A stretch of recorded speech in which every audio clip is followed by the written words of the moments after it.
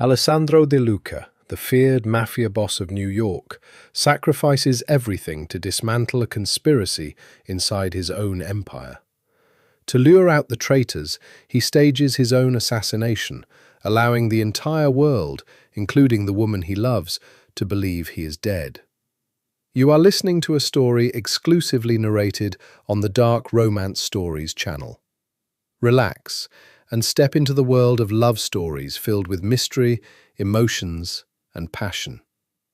Don't forget to like, subscribe to the channel, and leave a comment to support us.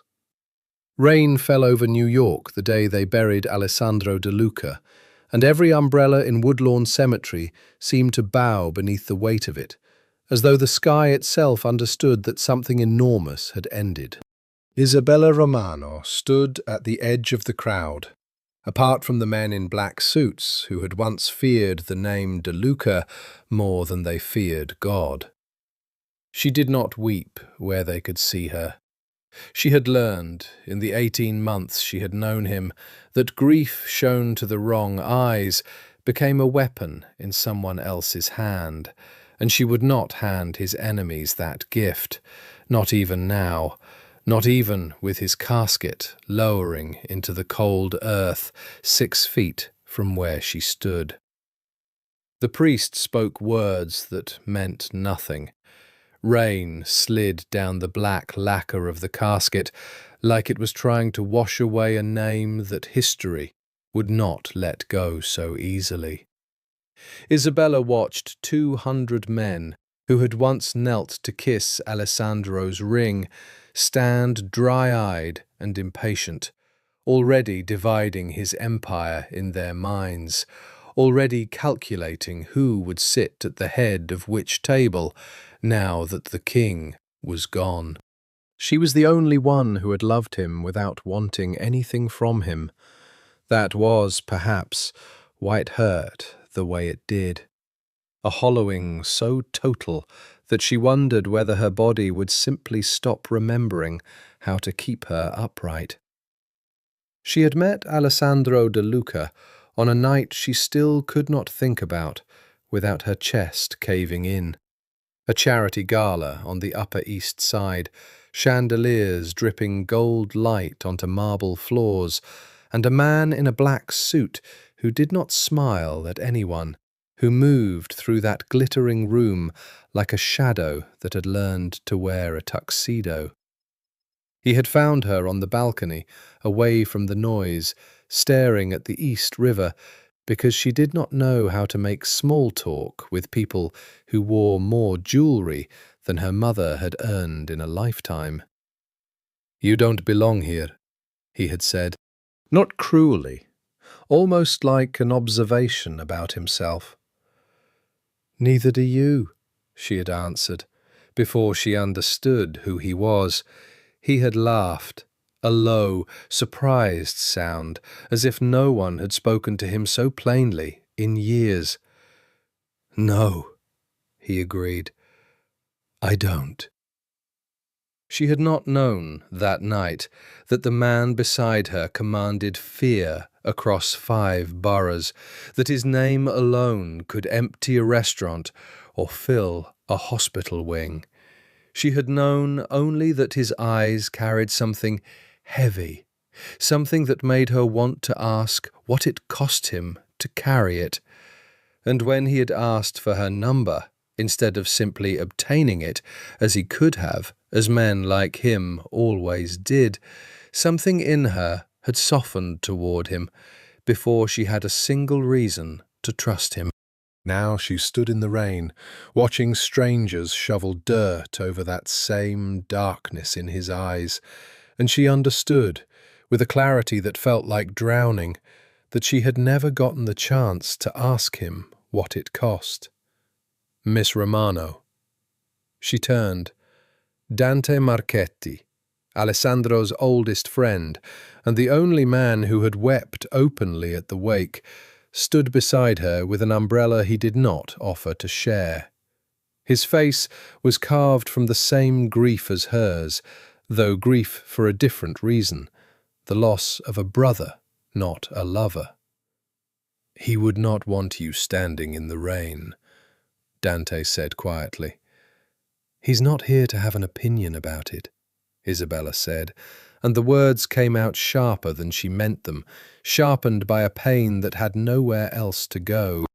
Dante's jaw tightened, some private thought moving behind his eyes that she would understand only 2 years later, though in this moment it registered only as sympathy.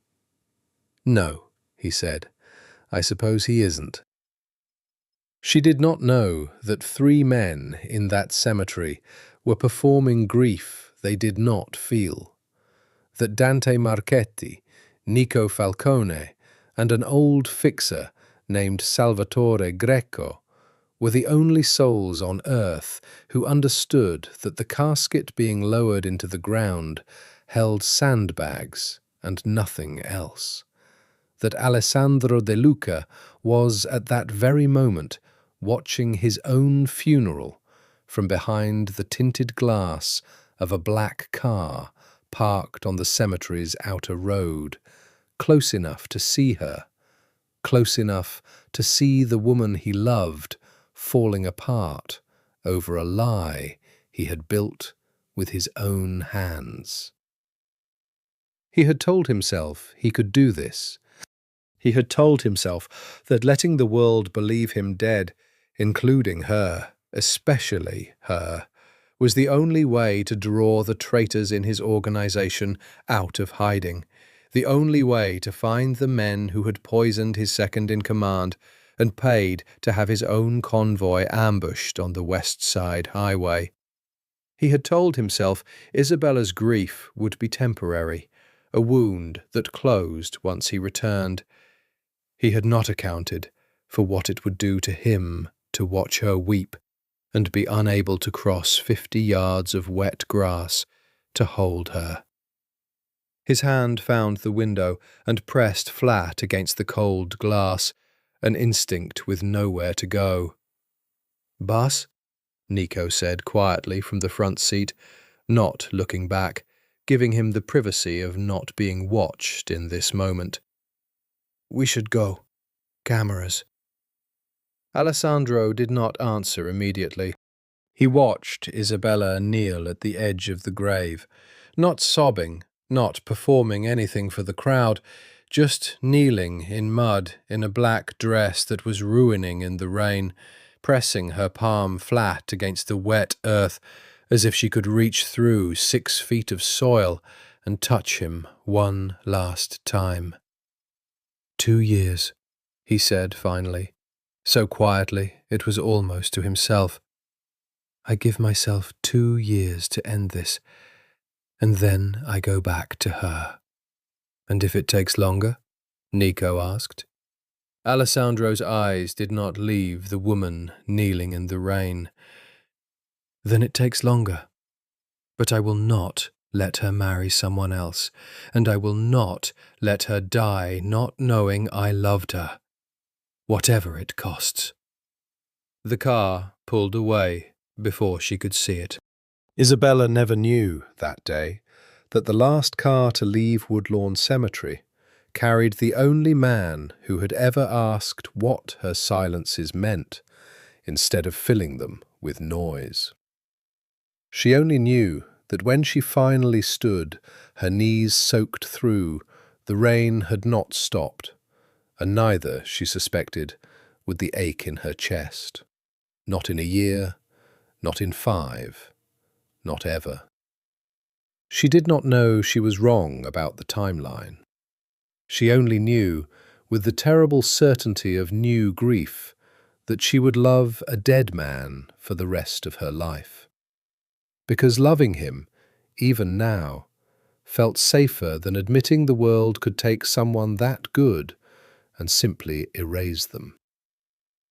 3 weeks after the funeral, Isabella found the plot of land on her own, a quiet outcrop above the Hudson, in a small, half-forgotten cemetery in Riverdale, nothing like the marble mausoleum where the De Luca family had actually laid an empty casket to rest.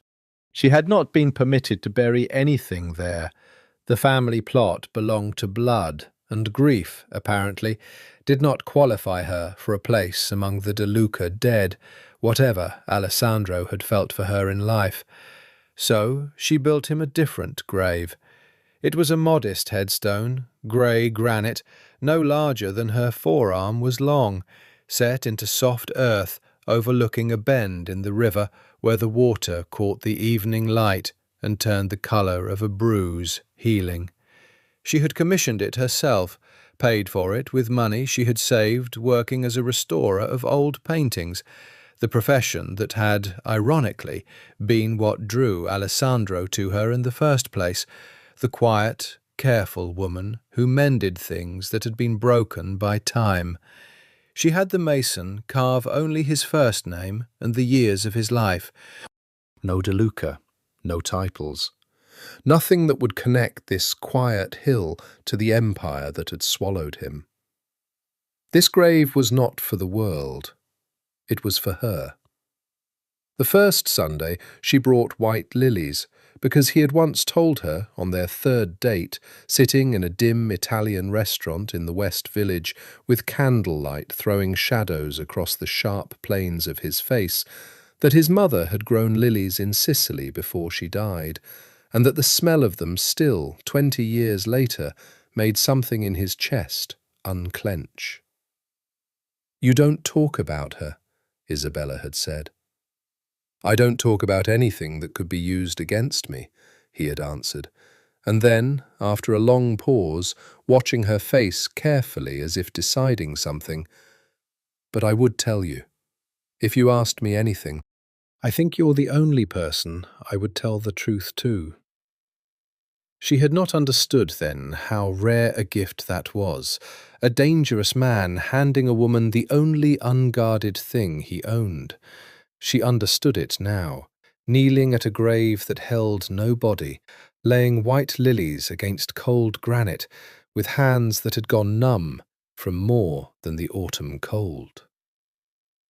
"I don't know if you can hear me," she said, to no one, to the river, to the granite, to the ghost of a man who had once traced the line of her jaw like he was memorizing something he expected to lose.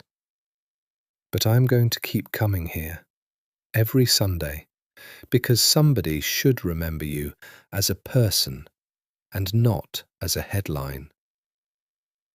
The newspapers, in the weeks since his death, had run stories with names like "The Fall of the De Luca Empire" and "Mafia Kingpin Gunned Down in Gang War." None of them mentioned that he had once sat with her for 4 hours in a hospital waiting room when her father had a heart scare, not saying much, just being a wall of quiet solidity beside her, because he understood, better than anyone, what it felt like to be afraid of losing a parent. None of them mentioned that he read poetry when he thought no one was looking, or that he had learned, clumsily, badly, adorably, how to cook her grandmother's osso buco recipe, because she'd mentioned once that she missed it. None of them mentioned that he had loved her the way a starving man loves bread, like something he did not deserve and could not stop reaching for anyway. "I kept the ring," she told the grave, twisting the small gold band he had given her, not as an engagement, but as what he'd called a promise before I earn the right to ask you properly. She had thought at the time that it was strange phrasing from a man who took what he wanted without asking. Now she understood it had been the truest thing he'd ever said to her, that some part of him had known, even then, that he was not yet free enough of his world to offer her a real future, and that he intended some day to become a man who could. She did not know that 400 yards away, parked on a service road that overlooked the same bend of river, a man in a grey sedan watched her through a long lens, not to surveil her, not for any purpose, but the unbearable, addictive need to see her face, the way grief had carved new lines beside her eyes, the way her hands shook when she thought no one was watching. Nico Falcone sat behind the wheel, arms crossed, watching his boss with the same worry he might have shown a man standing too close to a ledge. "This isn't part of the plan," he said. "You said watch the funeral, confirm she's safe, and that's it."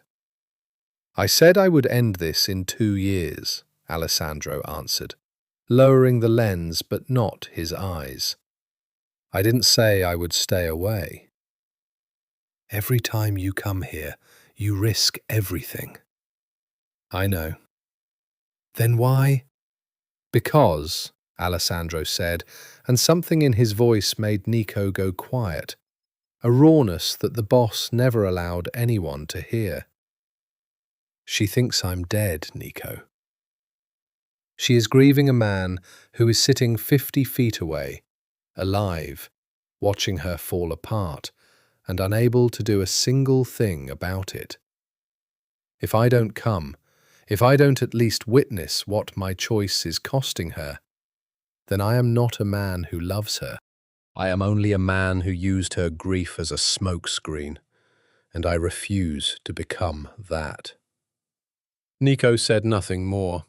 He started the engine when Isabella finally rose from her knees, brushed the mud from her dress, and walked back toward the road where her car was parked, alone, the way she would walk away from that grave every Sunday for the next 2 years, never once looking back to see the sedan idling on the service road, never once suspecting that the man she mourned was close enough, some weeks, to hear the sound of her voice carried on the wind.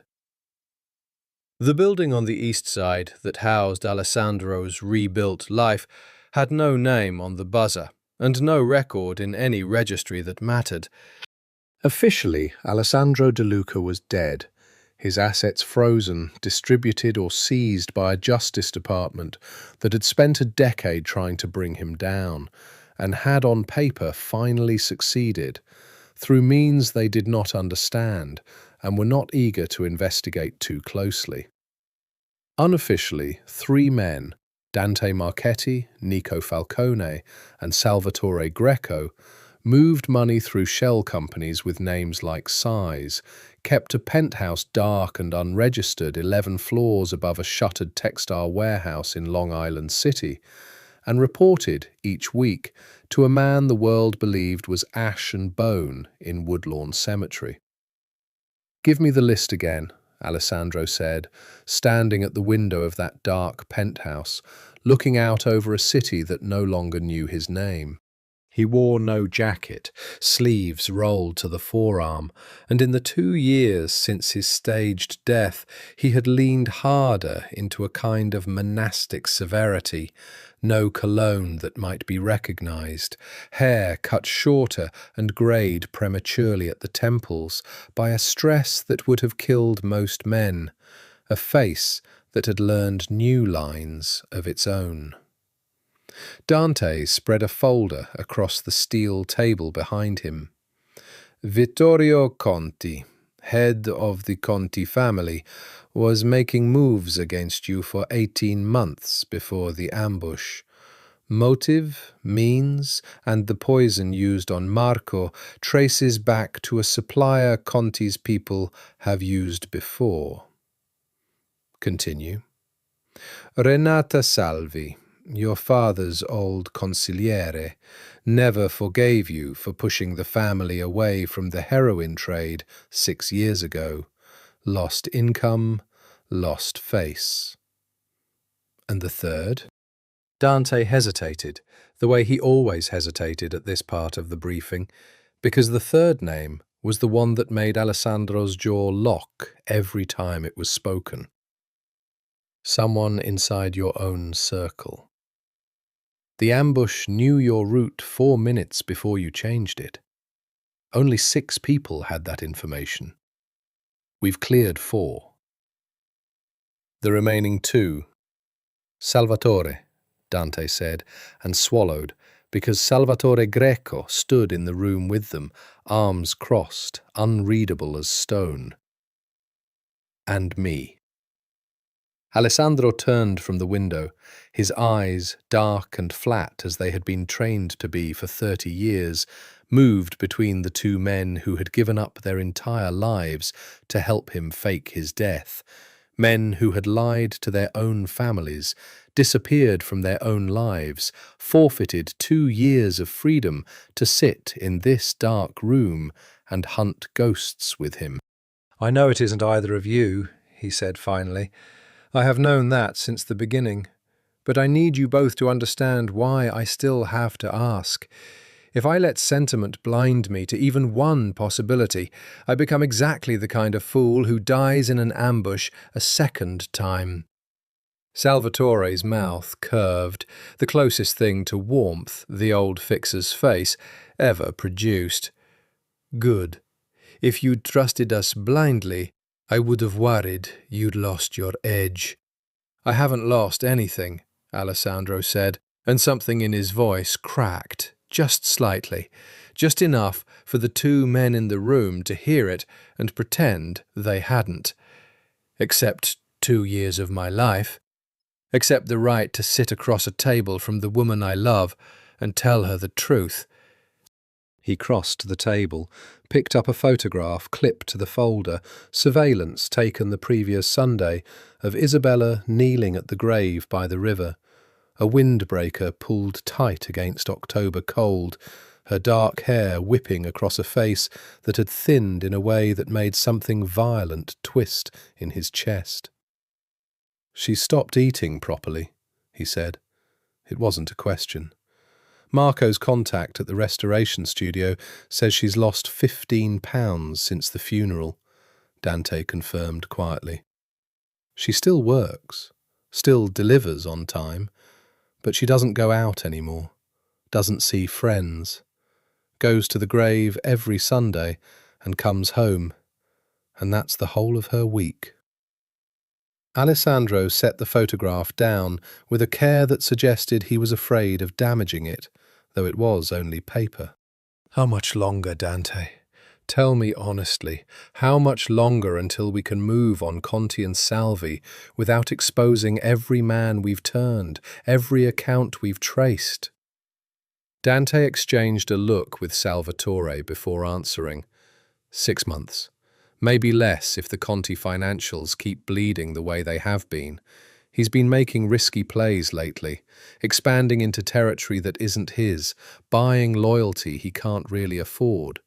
If we let him keep hemorrhaging money for another 2 quarters, half his own capos will turn on him without us lifting a finger.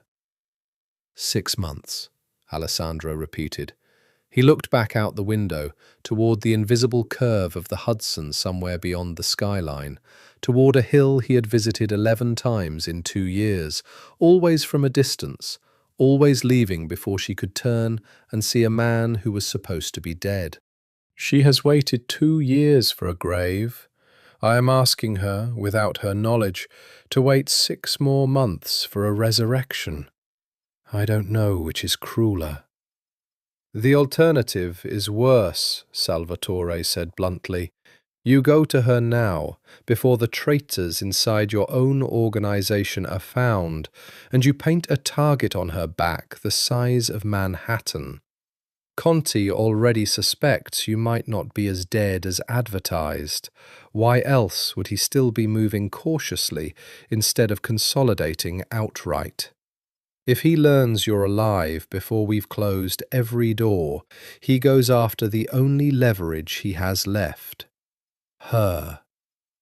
Alessandro's hand curled into a fist against the cold glass of the window. "Then we close the doors faster." "Boss, I said faster, Dante." His voice had gone quiet in the way that had once made grown men in his organization go pale. Not loud, not a shout, just a stillness underneath the words that promised something absolute.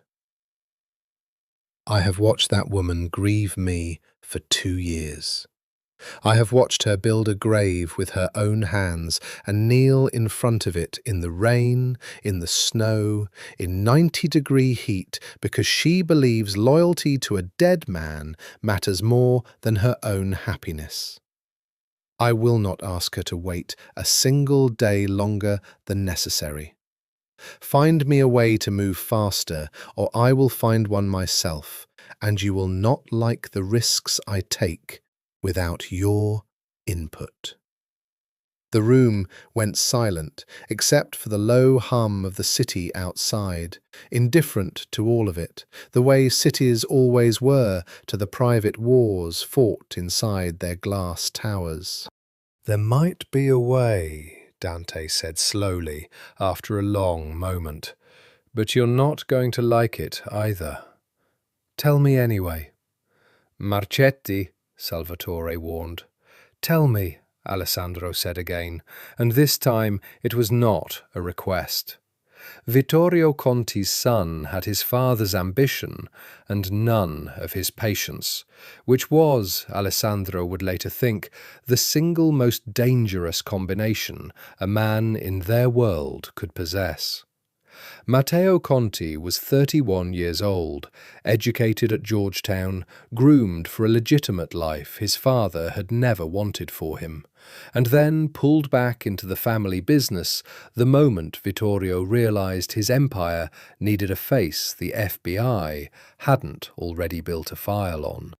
He was handsome in the practiced, gym-sculpted way of a man who had always been told he was destined for something. Charming in the way of men who had never once been told no by anyone who mattered. And hungry, desperately, gnawingly hungry for a kind of power his father's cautious, calculating reign had never quite delivered. He had first seen Isabella Romano 8 months after Alessandro's funeral, at a charity auction for a hospital wing the Conti family funded as a laundering operation dressed up in black tie clothing. She had been there, restoring a damaged fresco panel the hospital was auctioning, standing quietly near the piece she'd spent 3 months repairing, dressed simply in navy instead of the sequined excess around her. And Matteo had watched her the way a man watches something he has decided, on no evidence at all, belongs to him. "Who is she?" he'd asked his father's second, not really a question. "Isabella Romano, art restorer. She was involved with De Luca before he died." Matteo had smiled, slow and satisfied, the smile of a man who had just found the answer to a problem he hadn't known he had. Even better. It took him 14 months of careful, patient cultivation, flowers she never asked for, invitations to galleries she attended only because her work required it, a persistence dressed up as gentlemanly interest, before he understood that Isabella Romano would never want him for himself, and that the only leverage strong enough to move her was leverage he was more than willing to use. Isabella's father, Salvatore Romano, had never been part of the underworld his daughter had briefly touched, but he owed money, old money, foolish money, borrowed against a small restaurant in Bensonhurst that had been failing for years before Alessandro's death and had failed entirely in the 2 years since, as if the restaurant itself had absorbed some of her grief. Matteo Conti's family owned that debt now, purchased quietly from the original lender at a steep discount, the kind of transaction that meant nothing to men who moved millions, and everything to a man whose life savings sat in a restaurant with peeling paint. The offer, when Matteo finally made it, was dressed in silk and delivered with a smile. "Marry me," he told Isabella, in her father's restaurant, over coffee her father had insisted on serving personally, because he did not yet know the true shape of the noose closing around his daughter's throat. "And your father's debt disappears. The restaurant stays open. He keeps his dignity. You keep your family. All I'm asking in return is a wife who understands what our world requires." "And if I say no?" Isabella had asked, very quietly, her hands wrapped around a coffee cup she was not drinking from. Matteo's smile had not wavered, but something colder moved behind his eyes, the family resemblance to his father surfacing at last. "Then the loan comes due in full, in 30 days, and your father loses everything he's spent 30 years building." "I don't want it to be that way, Isabella." "I would much rather you choose me because you want to. But I've learned that some women need additional motivation." She had not answered him that day. She had gone home and sat at her small kitchen table and stared at nothing for 3 hours. And then, because it was Sunday, she had gone to the grave by the river, kneeling in front of the granite stone in a light rain, her hands pressed flat against the cold surface. "I don't know what to do," she told him, the way she told him everything now. The dead man who had become her only confidant, the only one she trusted with the true shape of her fear. "My father worked his whole life for that restaurant. And Matteo, he isn't cruel exactly, he wants what he wants, and he doesn't understand why the world shouldn't simply hand it to him. He reminds me of the men who used to come around you before, the kind who mistake power for love." She laughed, a broken, humourless sound. "You never did that. You had all the power in the world, and you never once used it on me. You asked. Do you know how rare that was?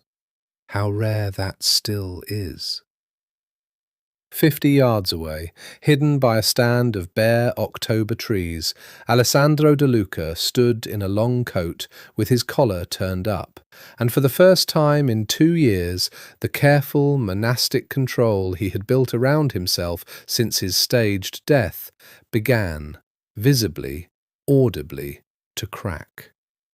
His hands in his coat pockets had curled into fists so tight his knuckles had gone white.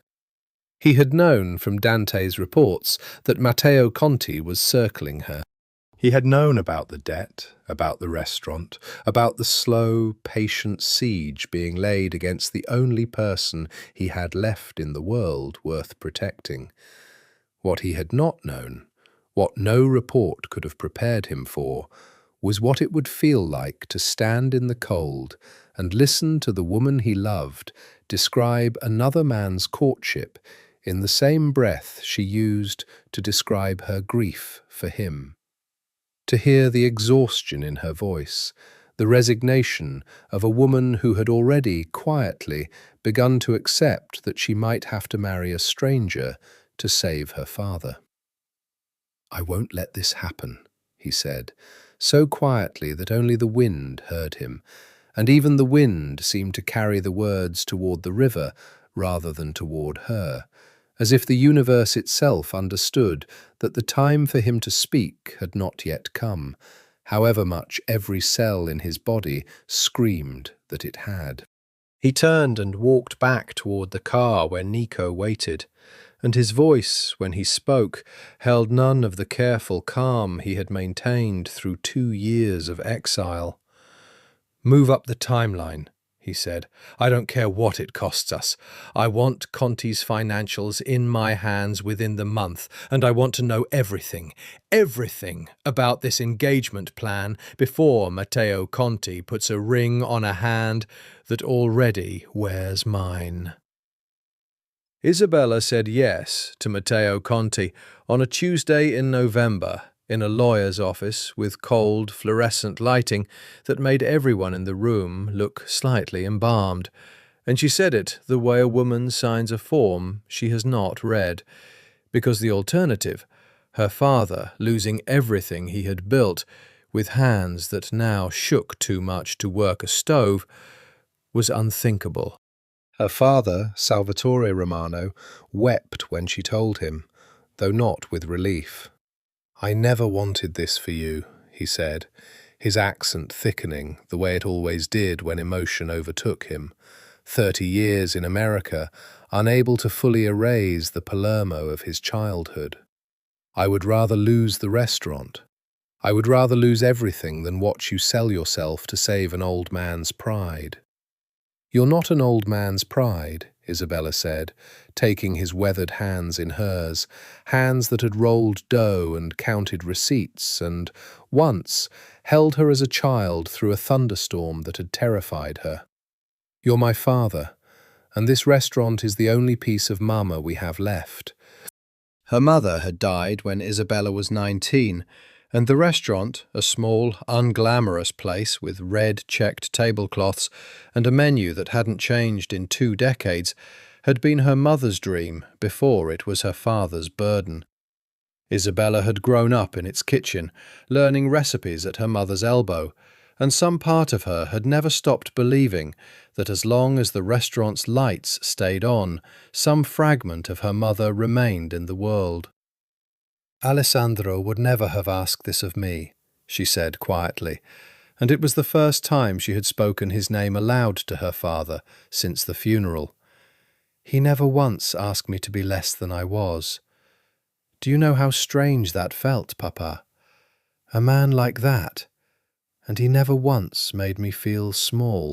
Salvatore studied his daughter's face, seeing in it the particular grief of a woman who had loved someone whose absence had become the shape of her entire life. Then why does this Conti boy get to demand what De Luca never did? Because Alessandro is dead, Isabella said, and I have run out of miracles. She did not cry in front of her father. She saved that for the drive home, alone in her car, pulled over on the shoulder of the Belt Parkway, with her hazards blinking uselessly into the dark, sobbing in a way she had not allowed herself since the first month of her grief, when Dante Marchetti had once found her collapsed on the floor of her apartment and had sat with her in silence for 6 hours, because there was nothing else to be done. She did not know that Dante had reported that night in detail to a man watching from a rooftop 3 blocks from her building, and that the man had not slept for 2 days afterward, haunted by an image relayed second-hand of the woman he loved curled on hardwood floors like something broken beyond repair. She did not know, now, pulled over on the shoulder of a highway with her hazards blinking, that a black sedan had slowed a 1/4 mile behind her and idled there for 11 minutes before continuing on, because the man inside it could not make himself drive past her pain without at least confirming with his own eyes that she was breathing. The engagement was announced the following week, a small item in the society pages. Isabella Romano, art restorer, to wed Matteo Conti, heir to Conti Enterprises, with a photograph of the 2 of them at a gallery opening, Matteo's hand resting possessively at the small of her back, Isabella's smile, the practiced, careful smile of a woman performing happiness for a camera.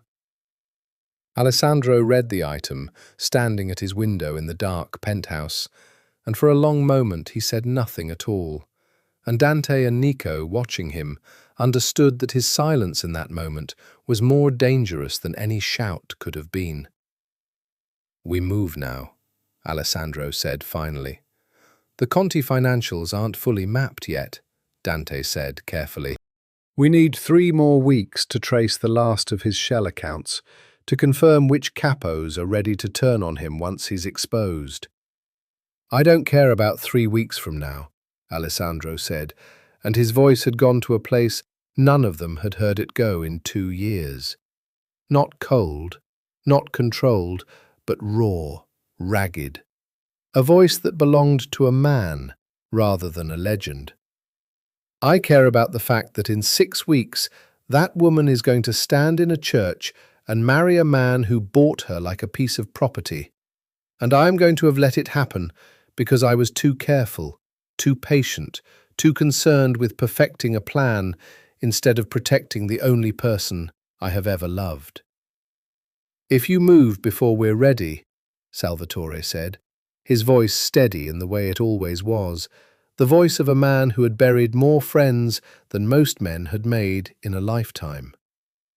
"You don't just risk yourself, you risk her. Conti finds out you're alive, he doesn't hesitate. He uses her as a shield, or worse, he decides she's more valuable dead than as leverage against you. You want to save her from a wedding. Don't trade that for putting a bullet in her instead." The words landed like a physical blow.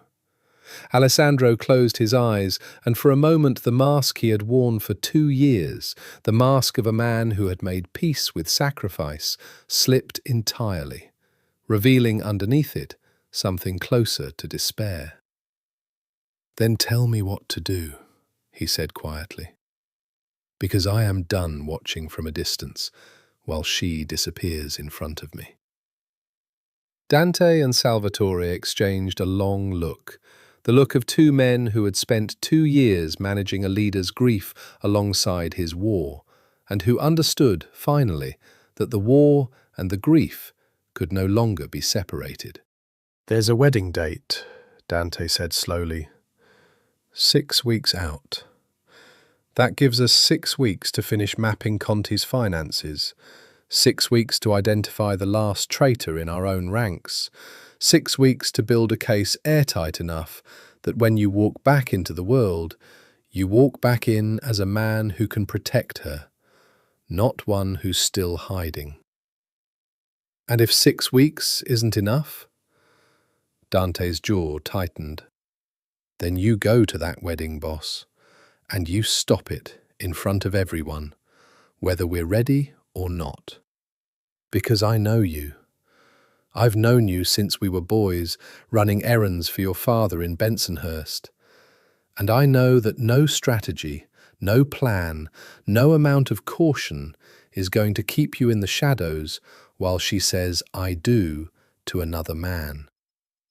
So let's use these 6 weeks to make sure that when you finally step out of the dark, you're stepping into something you can survive." Alessandro looked out at the city again, at the lights strung along a skyline that had no idea a war was quietly reaching its final act, somewhere beneath its glittering surface. 6 weeks, he said. 6 weeks, and then I go back to her, ready or not. The engagement did not stop Isabella's Sunday visits to the grave. If anything, they became more essential. The 1 hour of her week that belonged entirely to grief instead of obligation. The one place where she did not have to perform gratitude for a fiancé who had purchased her with her father's debt. Matteo did not understand the grave, and had made it clear early in their engagement that he found the habit distasteful. "You're marrying me in 6 weeks, he'd said, the first and only time he'd raised the subject, sitting across from her in a restaurant so expensive the menu didn't list prices. "It's a strange way to start a marriage, mourning another man every Sunday, like it's a religious obligation." "It's not a strange way to grieve," Isabella had answered, meeting his eyes without flinching, a small act of defiance that was, in truth, all she had left to give. "I would think a man in your world would understand loss better than most." "I understand it fine," Matteo had said, something flickering behind his charming smile, a flash of the same possessiveness that ran in his family's blood like a genetic marker. "I understand it well enough to know that once we're married, that grave doesn't get visited any more. I won't have my wife spending her Sundays pining for a dead man while wearing my ring." "Then perhaps you shouldn't have bought a wife who has a dead man's ring already on her finger," Isabella had said, and the silence that followed had been sharp enough to cut. though Matteo had eventually laughed it off, the way he laughed off everything that didn't fit the story he told himself about their engagement, a story where she would, eventually, come to love him the way she'd loved Alessandro De Luca, simply because proximity and time demanded it.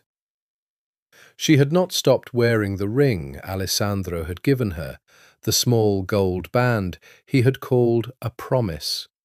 She wore it on her right hand now, since the engagement ring Matteo had given her, an obscene, glittering thing that felt like a manacle every time it caught the light, occupied her left.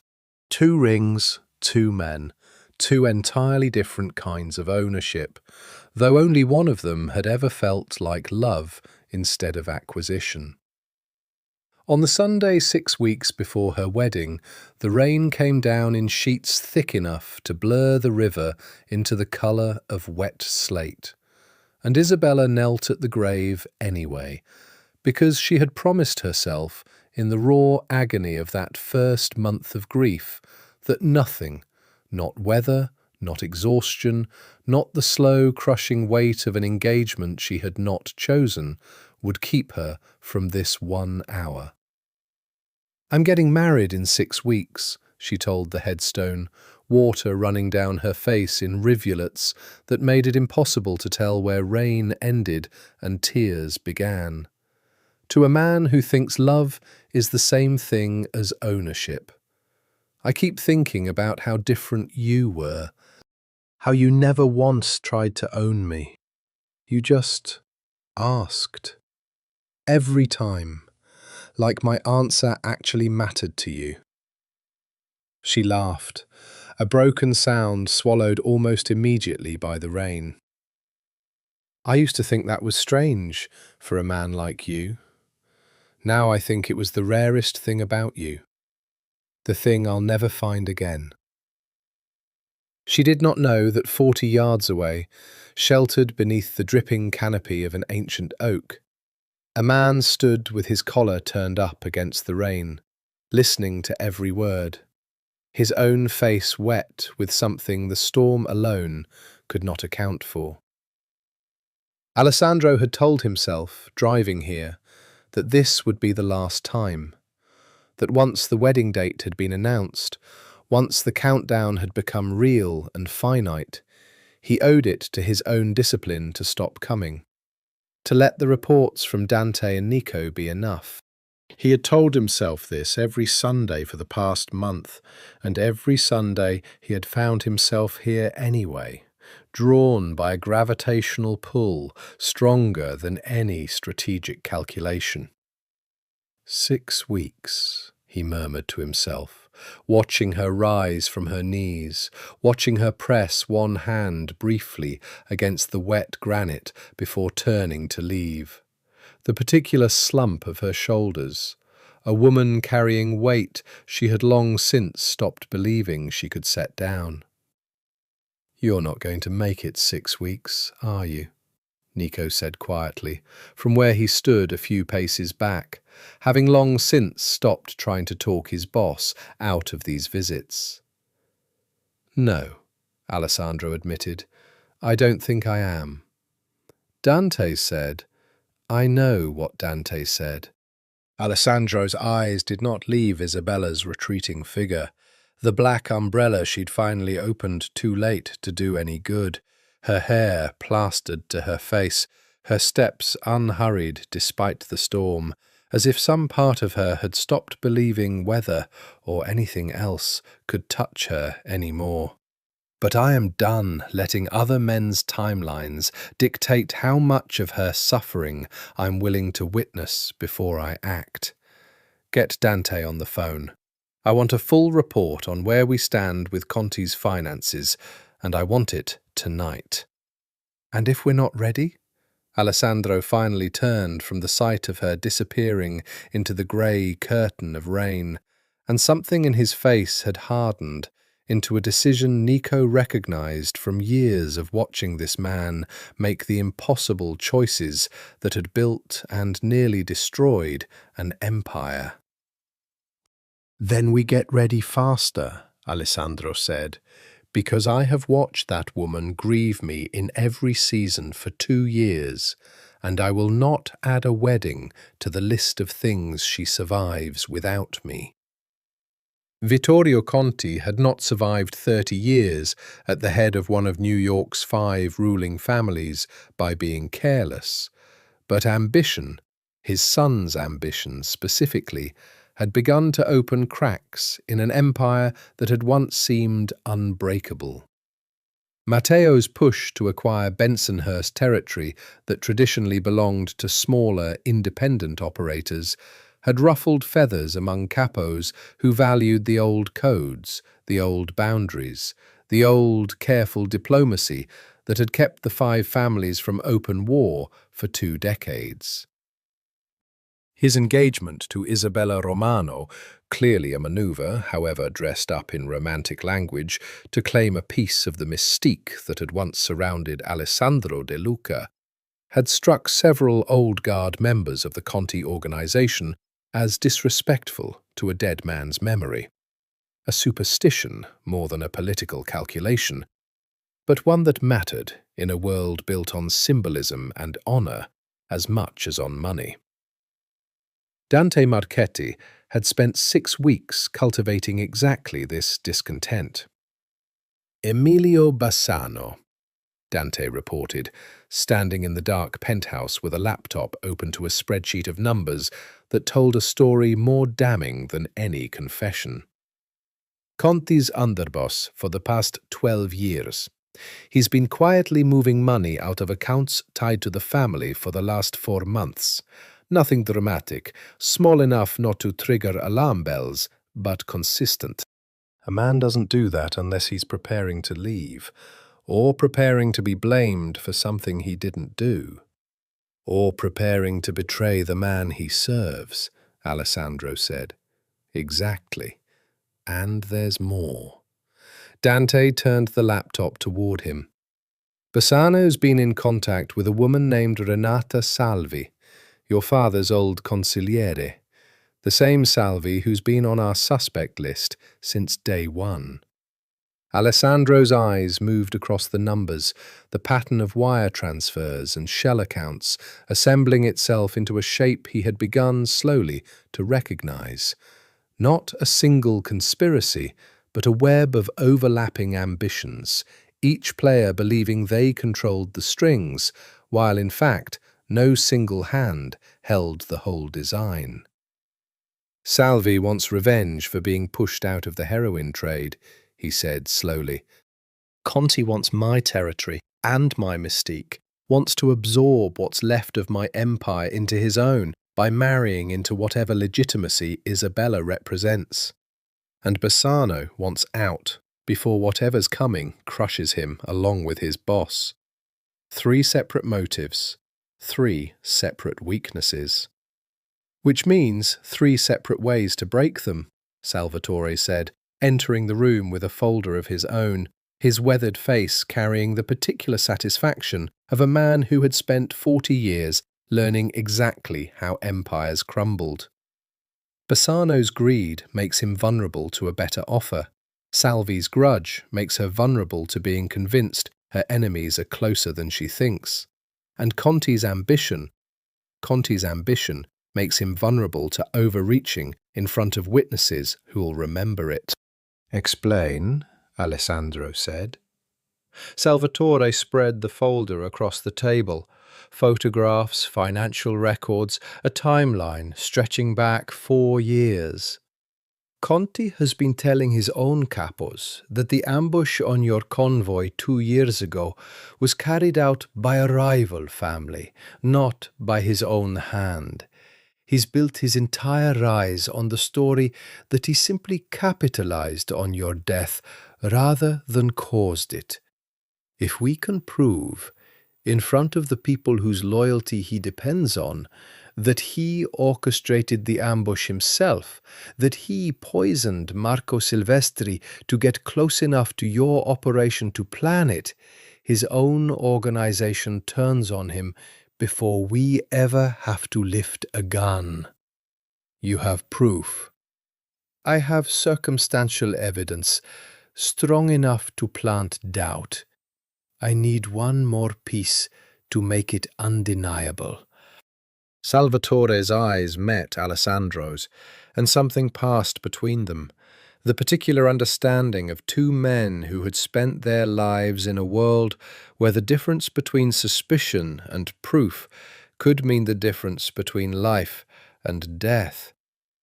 "I need Bassano to talk, and Bassano won't talk to us.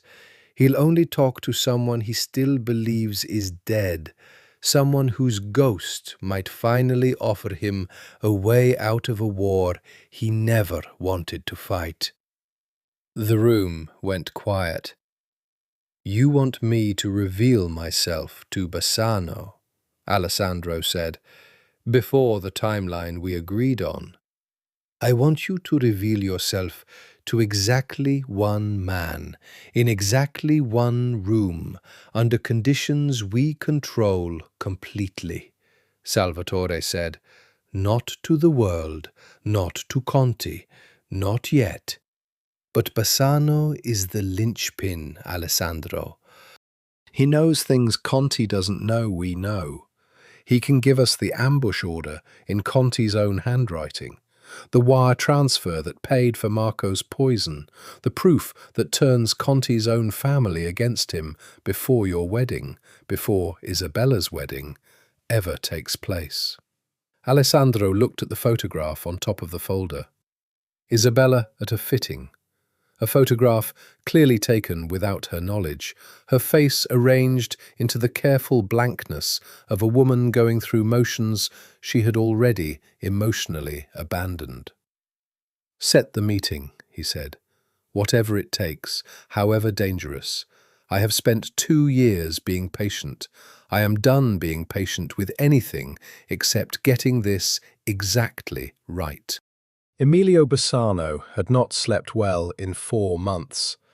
Not since the night he'd finally allowed himself to admit that Vittorio Conti's ambush of Alessandro De Luca, an operation Bassano himself had helped plan back when loyalty to Conti had seemed like the safer bet in a shifting world, had been built on a lie that was going to collapse and take everyone associated with it down, along with the truth. He had not expected, on a rain-slicked Tuesday night, to be pulled off a quiet street in Astoria by 2 men in an unmarked car, hooded, and driven for 40 minutes to a location he did not recognize. He had not expected, when the hood came off, to find himself sitting across a steel table from a dead man. "You're seeing things," Bassano said, his voice cracking despite 30 years of careful performance, of never showing fear, even when fear was the only rational response. "De Luca's dead. I watched them lower the casket myself." "You watched them lower an empty casket," Alessandro said, his voice carrying the particular stillness that had once made men twice Bassano's size go quiet in rooms far less frightening than this one. "Which you would know, Emilio, if you were the one who ordered the ambush that was supposed to fill it. But you weren't, were you? Vittorio gave that order. You just helped him execute it, because a smart underboss doesn't say no to his boss's ambitions, even when he suspects those ambitions are built on sand." Bassano's hands cuffed loosely to the arms of the chair, a precaution, not a threat, Alessandro had insisted, because he needed this man's cooperation, not his terror, began to shake. "I don't know what you think you know. I know that 4 months ago you started moving money out of accounts tied to the Conti family," Alessandro said, sliding a folder across the table, watching Bassano's face pale as he recognized his own financial records staring back at him. "I know that a man doesn't do that unless he's preparing for the walls to come down around him. I know that you've spent 30 years building a life you don't want to lose, because Vittorio Conti's son decided he wanted a dead man's mystique badly enough to marry a woman he's using as a trophy. You know about the girl, Bassano said quietly, something shifting in his expression. Not fear now, but a kind of tired recognition, the look of a man who had spent decades in a business built on brutality and had, somewhere along the way, developed the capacity to be disgusted by it. I know everything, Alessandro said, though it was not entirely true. He knew enough, and the gaps he did not know he intended for Bassano to fill. Bassano was quiet for a long moment, his eyes moving between the folder, the man he had believed dead for 2 years, and some middle distance where, perhaps, he was calculating exactly how many ways this conversation could end badly for him. Vittorio ordered the ambush, he said finally, the words coming out like something long buried, finally breaking the surface. 18 months of planning. He paid a chemist out of Newark for the compound that went into Marco Silvestri's drink, slow enough not to be immediately traced, fast enough to open a hole in your security detail at exactly the right moment. I helped coordinate the logistics because I believed, God help me, that the families needed new leadership, that you'd grown too cautious, too slow to expand, and that Vittorio, at least, had ambition enough to grow what you'd built instead of just protecting it. And now? Bassano's laugh was hollow, bitter. Now I watch his son buy a grieving woman like she's a piece of real estate, watch Vittorio expand into territory that isn't his, and make enemies of capos who'd bled for this family for 20 years.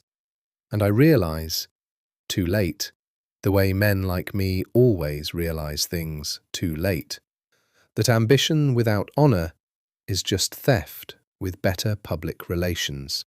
I need the order, Alessandro said quietly, in writing, in Vittorio's hand, or a recording, or anything that will move beyond your word against his. I need proof that will turn his own capos against him before he can consolidate power through a marriage that has nothing to do with love and everything to do with erasing what's left of me. And what do I get? Bassano said, some of his old, careful calculation returning to his voice. For handing you the rope to hang the man I've served for 12 years? You get to live, Alessandro said simply. You get amnesty from me, guaranteed, the moment my organization is fully restored, which I promise you, Emilio, it will be, sooner than Vittorio Conti currently believes possible. Or you can walk out of this room, go back to your life, and wait for the day Vittorio decides an underboss who's been quietly moving money is a liability he can no longer afford. We both know which of those outcomes you were already losing sleep over. Bassano was silent for a long time, the rain outside the warehouse's boarded windows the only sound in the room. Finally, he nodded, once, the small motion of a man crossing a line he could not uncross. I have a recording, he said. Vittorio, discussing the ambush with the chemist, 6 weeks before it happened. I kept it as insurance, in case he ever decided I knew too much to be trusted. I never thought I'd be handing it to a ghost.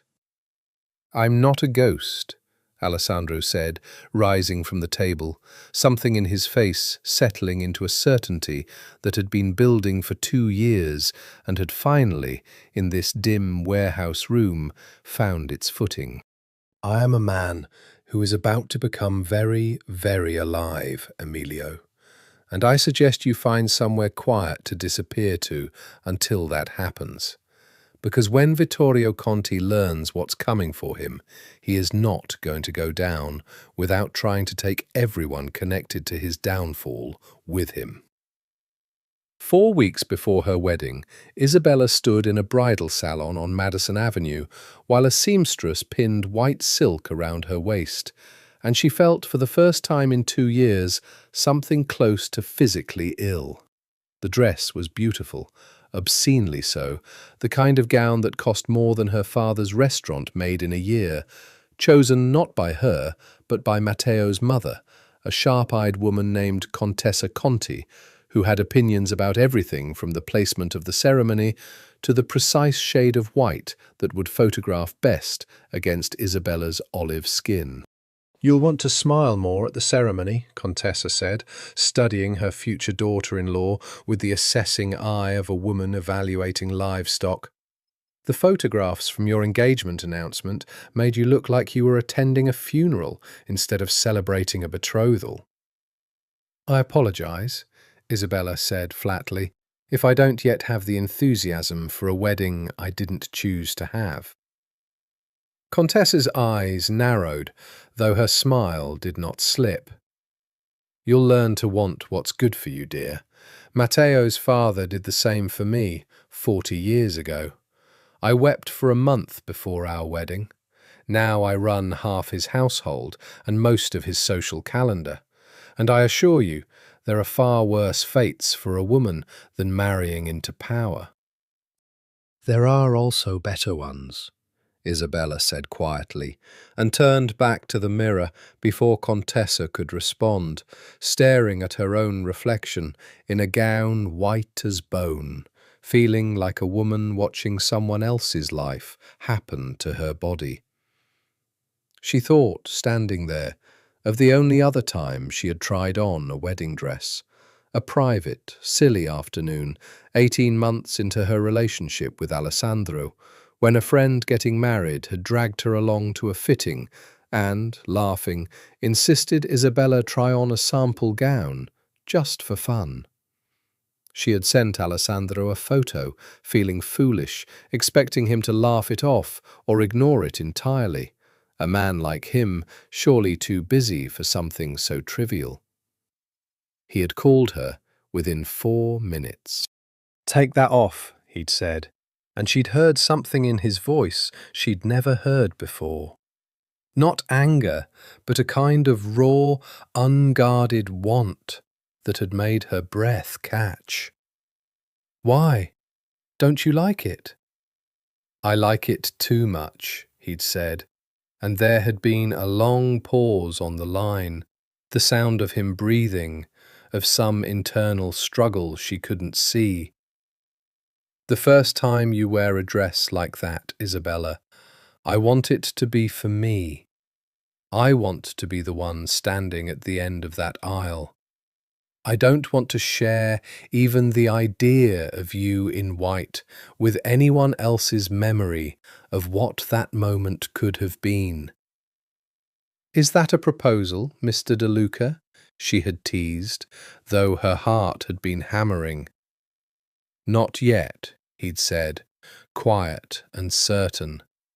"But it will be. When I've built you a life worth stepping into that dress for. I promise you that." He had never gotten the chance, and now she stood in a different white dress, chosen by a different family, for a wedding to a man whose voice had never once carried that particular unguarded ache. And the unfairness of it sat in her chest like a stone she could not swallow or spit out. "Miss Romano." The seamstress's assistant appeared at the doorway, apologetic. "There's a courier here. Says it's urgent, for you specifically." Isabella, grateful for any excuse to leave the fitting room, stepped out in her robe to find a young man in a nondescript uniform holding a small white box tied with simple twine. No card visible, no return address, nothing to indicate who had sent it. "Who's this from?" she asked. "Paid in cash, ma'am. The man said to tell you." The courier checked a small note in his hand, reading with the careful precision of someone repeating words he didn't fully understand. "He said to tell you, for the woman who deserves to choose her own dress." Isabella's hands went still on the box. She did not open it in front of Contessa Conti's assistant, or the seamstress, or anyone else who might report the moment back to a family that had eyes everywhere. She waited until she was home that evening, alone in her apartment, before she untied the twine with careful, trembling fingers. Inside the box was a single white lily, preserved somehow, its petals still soft, despite whatever process had kept it from wilting, resting atop a small, folded note. She unfolded it with hands that had begun, inexplicably, to shake. The note contained only 4 words, written in a hand she did not recognize, but that sent something electric and impossible up her spine anyway. "Wait for me, please." She sat with that note for an hour, turning it over and over, telling herself it was nothing, a strange gift from a stranger, perhaps even a threat dressed up as romance, the kind of thing Matteo's family might send to unsettle her into greater compliance. She told herself the handwriting meant nothing, that grief made minds see patterns where none existed, that dead men did not send couriers with lilies and cryptic pleas. But she did not throw the note away. She placed it inside the small wooden box where she kept the gold ring Alessandro had given her, the only 2 objects in her apartment that felt, somehow, sacred. And she lay awake that night with her heart racing in a way it had not raced since before a funeral had taught her that hope was a luxury she could no longer afford. She did not sleep at all. She spent the night at her window, staring down at a quiet Brooklyn street, watching for a shadow that never appeared, though somewhere, 3 blocks away, a man sat in a parked car with his forehead pressed against the steering wheel, furious with himself for a risk he had taken against every rule Salvatore and Dante had begged him to observe, and unable, entirely, to regret it. Matteo Conti learned about the courier 3 days later, from a source inside the bridal salon he paid handsomely to report on his fiancée's activities, and the information settled into his chest like a stone dropped into still water, sending ripples he did not like at all. "A lily," he said to his father, standing in Vittorio Conti's office, a room panelled in dark wood and lined with the kind of art that existed to project wealth rather than to be loved. And a note, "Wait for me," sent by courier, paid in cash, no name attached. Vittorio, a heavy-set man in his 60s, with the particular stillness of someone who had survived 4 decades of a business built on violence, set down the newspaper he'd been reading with deliberate care. "You think De Luca's men are behind it, some kind of psychological game to unsettle her before the wedding." "I think," Matteo said slowly, "that whoever sent it wanted her to believe it came from him. Which means either someone in his old organization is trying to sabotage the marriage out of misplaced loyalty, or—" He stopped himself before finishing the sentence, because finishing it meant giving voice to a suspicion that had lived, unspoken, in the back of his mind for 2 years. A suspicion he had never taken seriously enough to investigate, because taking it seriously meant admitting that his entire courtship of Isabella Romano had been built on the assumption of a dead man's absence. "Or he's not as dead as we've all been led to believe," Vittorio finished for him, his voice carrying none of his son's alarm, only the flat calculation of a man who had, in fact, entertained the same suspicion for far longer than his son suspected. "You don't seem surprised," Matteo said carefully. Vittorio's silence stretched a beat too long before he answered. "I've had my doubts since the funeral. De Luca's body was never released for independent examination. His organization insisted on a closed casket, private burial, no coroner's photographs released to the press. At the time, I told myself grief explained it, the family wanting privacy. But grief doesn't usually come with the kind of airtight legal maneuvering that kept every question about his death from ever reaching a courtroom.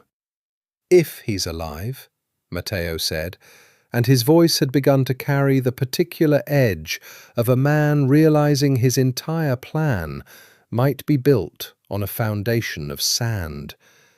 "Then everything we've built for the past 2 years, the territory expansion, the engagement, all of it, is a house of cards resting on the assumption that a very dangerous man is content to stay dead," Vittorio said. He rose from his desk, moving to the window with the heavy, deliberate steps of a man carrying more weight than his body alone. "Which means we need to find out, definitively, whether Alessandro De Luca is breathing, before your wedding. Before we've committed so fully to this marriage that his return would humiliate this family beyond repair." "How do we find out?" Vittorio's eyes, when he turned back to his son, carried a coldness that reminded Matteo, in that moment, exactly why his father had survived 30 years at the top of a business that devoured weaker men. "We tighten security around Isabella Romano, not to protect her, to trap whoever's been sending her gifts. If it's De Luca himself, sooner or later his obsession with that woman will make him careless enough to be seen. And if he shows himself before the wedding, Matteo, we will not treat his resurrection as a miracle to be celebrated. We will treat it as the single greatest threat this family has faced in a generation, and we will deal with it accordingly." "You're talking about killing him," Matteo said, some of his earlier bravado thinning into something more uncertain. "If he really is alive, De Luca isn't a man you simply kill quietly. He built an empire out of nothing. He has more contacts, more leverage, more capacity for retaliation than anyone we've ever gone up against. Which is exactly why," Vittorio said, "we do not wait for him to reveal himself on his own terms. We flush him out on ours, before that wedding, and we end him permanently this time. Not with a staged ambush that leaves room for doubt, but with a bullet witnessed by enough people that there's no possibility of a second resurrection." He crossed to a locked cabinet in the corner of his office, retrieving a folder Matteo had never seen before, sliding it across the desk with the particular satisfaction of a man who had been quietly preparing for this contingency far longer than he had let on. "I've had Bassano watching the periphery of Isabella's life for months," Vittorio said, quietly, in case exactly this scenario ever came to pass. Matteo did not know, could not have known in that moment, that Emilio Bassano had, 3 nights earlier, sat across a steel table from the very ghost his father was hunting, and had already made his choice about which side of this coming war he intended to survive. "Increase the security around the wedding," Vittorio continued. "Tell Isabella it's for her protection, that we've received threats from rival families jealous of our union. She'll believe it. The world of men like us has taught women like her to expect danger as a constant companion. And in the meantime, I want eyes on every person who comes near her between now and the ceremony. If De Luca is stupid enough or in love enough to reveal himself before that wedding, I want to be the one holding the gun when he does." Matteo looked at his father for a long moment, something uneasy moving behind his own carefully cultivated confidence. The first flicker of doubt he had allowed himself since deciding that marrying Isabella Romano was simply a matter of patient acquisition, like any other asset his family had ever claimed. "And if he doesn't reveal himself," Matteo said quietly, "if we go through with the wedding and he's out there somewhere, watching, and does nothing. Vittorio's smile held no warmth at all. Then you'll have married the one woman in New York capable of making even a dead man jealous, and I'll finally have absolute proof that the De Luca Empire is exactly as extinct as we've told everyone it is. Either way, son, we win. The only question is how much blood the winning requires. Isabella noticed the increase in security the same week she received the Lily.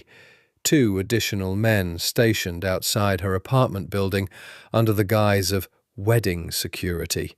A driver who now insisted on accompanying her to every appointment, a subtle but unmistakable narrowing of her freedom that felt less like protection and more like surveillance. "It's just a precaution," Matteo told her when she raised the issue over a dinner she had barely touched. "There are families jealous of our union. My father wants to make sure nothing happens to you before the wedding." "Or after it," Isabella said quietly, and Matteo's jaw tightened in a way that told her the comment had landed closer to some truth than she'd intended. She did not know, could not have known, that the driver assigned to her that week, a quiet, watchful man named Tommaso, had been given explicit instructions to report anyone who approached her, anyone unfamiliar who lingered too long near her building, any pattern that might suggest a ghost circling closer than the Conti family was comfortable with. She did not visit the grave that Sunday, for the first time in 2 years. Not by choice, but because Tommaso insisted on accompanying her. And the thought of speaking to Alessandro's headstone, with an armed stranger standing 10 feet away, listening to every word, felt like a violation she could not bring herself to endure. Instead, she asked to be driven to her father's restaurant, and spent the evening in its small kitchen, cooking alongside him, in a silence that had grown comfortable over 30 years of shared grief, for a woman neither of them had ever fully stopped mourning. "You look tired," her father said, watching her chop vegetables with the mechanical precision of a woman whose body was performing tasks her mind had checked out from. "I'm getting married in 4 weeks," Isabella said. "I'm allowed to be tired." Salvatore Romano set down his own knife, studying his daughter's face with the particular attentiveness of a father who had spent 2 years watching her disappear a little more each month, first into grief and now into something that looked, to his eyes, like resignation. "This is not what I wanted for you, Bella." "I know, Papa. If there were any other way—" "There isn't." Isabella set down her own knife, meeting her father's eyes. "And I've made my peace with it. I'm going to marry Matteo Conti, and I'm going to keep this restaurant open. And someday, maybe, I'll find a way to feel something for him that isn't just gratitude for not being cruel. It won't be love, but it will be enough to survive." She did not tell him about the lily, or the note, or the 4 words that had kept her awake for 3 nights running, whispering through her mind on an endless loop that felt increasingly less like grief-induced fantasy and more like a possibility she was too afraid to name. "Wait for me, please." She had told herself over and over that it was cruel, that someone, perhaps someone in Alessandro's old organization, perhaps even someone in Matteo's, was playing a psychological game with a grieving woman's fragile hope, and that entertaining even a moment's belief that Alessandro De Luca might somehow, impossibly be alive, was a betrayal of the 2 years of grief she had built her entire identity around. But some part of her, the part that had knelt at a grave every Sunday for 2 years, the part that had never quite been able to accept his death the way the rest of the world had begun, against every rational instinct, to hope. That night, Driving home from her father's restaurant with Tommaso silent behind the wheel, Isabella caught sight of a black sedan idling on a side street 2 blocks from her apartment, its windows tinted too dark to see inside, and something in her chest tightened with a recognition she could not name. "Tommaso," she said, "can you slow down? I think I dropped something." She had dropped nothing. She wanted only an excuse to look longer, to see if the sedan moved, to catch some glimpse of whoever sat behind its darkened glass. Tommaso, suspicious but obedient, slowed the car, and Isabella turned in her seat to watch the sedan through the rear window. It pulled away before she could see anything at all. No license plate visible, no shape distinguishable through the tinted glass, nothing but the impression, fleeting and impossible to prove, that whoever had been inside had been watching her too. "Everything all right, Miss Romano?" Tommaso asked, his eyes finding hers in the rear-view mirror. "Fine," Isabella said, though her heart was hammering in a way that had nothing to do with fear and everything to do with a hope she did not yet trust herself to name aloud. "I just thought I saw something."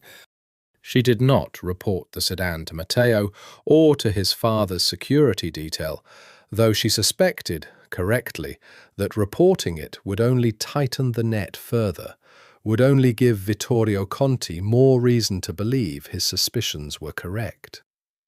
Instead, she carried the sighting home with her like a secret, turning it over in her mind long after she'd gone to bed, staring at the ceiling of her dark apartment and whispering to no one, to the empty room, to whatever fragile thread of hope had begun, impossibly, to unspool inside her chest. "If it's you," she whispered, "if there's any chance at all that it's you, please, please don't wait too long. I don't know how much longer I can hold on to believing in ghosts." The recording Emilio Bassano provided arrived at the dark penthouse in Long Island City on a Thursday evening, delivered by Salvatore Greco himself with the particular gravity of a man handing over a weapon capable of ending a war. Alessandro listened to it 3 times before he spoke. The audio was imperfect, recorded on a hidden device Bassano had carried into a meeting 18 months earlier, the quality tinny and occasionally muffled by ambient noise, but the content was unmistakable.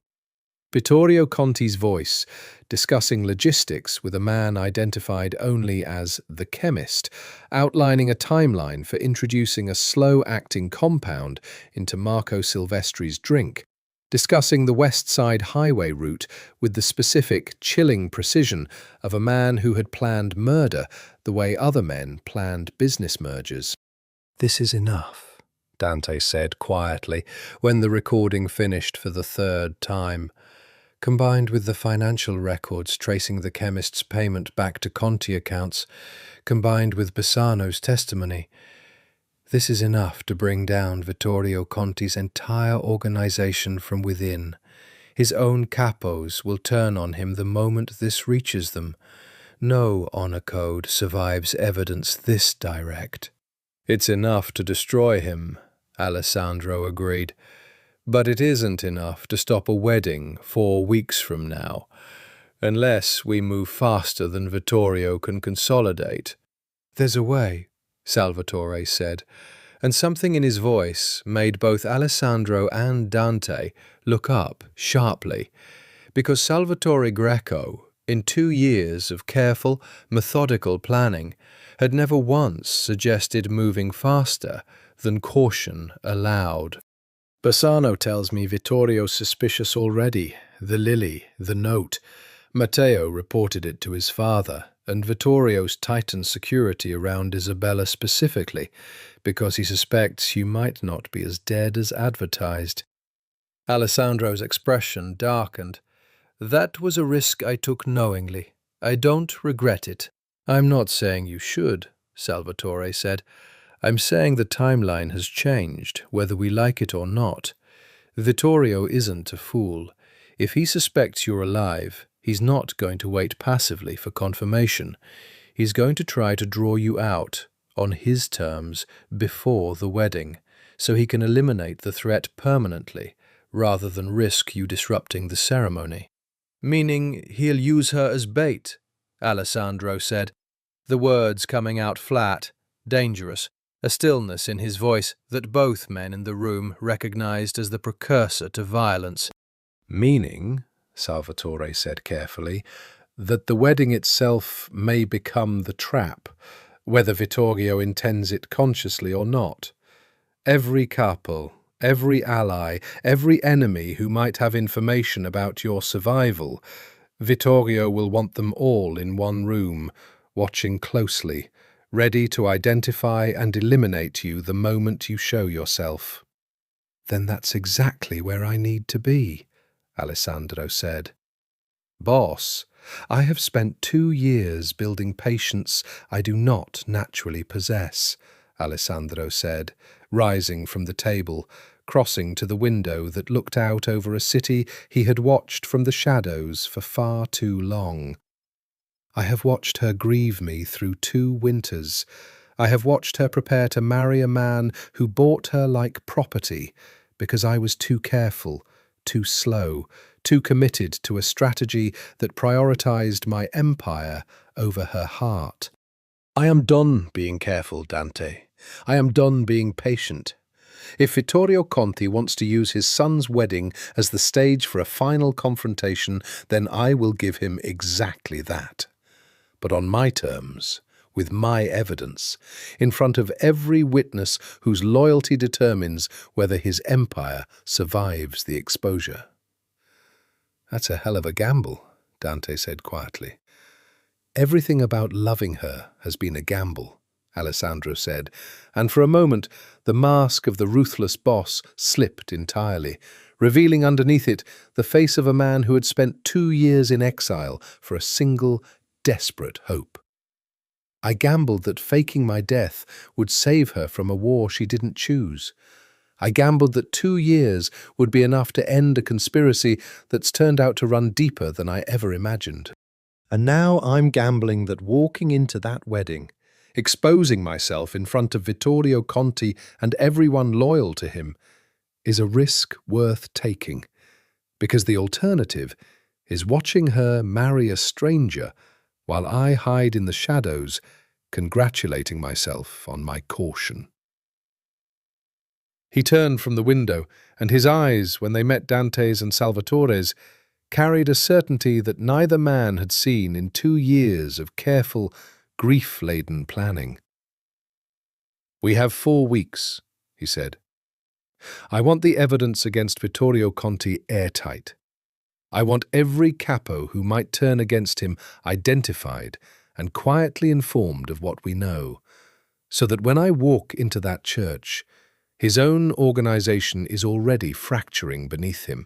I want Bassano protected, and I want a plan for extracting Isabella the moment things go wrong, because they will go wrong, and I refuse to have her caught in the crossfire of a war I started to protect her from in the first place. And if Vittorio moves before the wedding, Salvatore asked, if he decides waiting 4 weeks is too great a risk? Alessandro's jaw tightened. Then we move faster, whatever it takes. I did not survive 2 years in the shadows, watching the woman I love build me a grave and mourn me every Sunday, to lose her now to a man's ambition and a father's cowardice.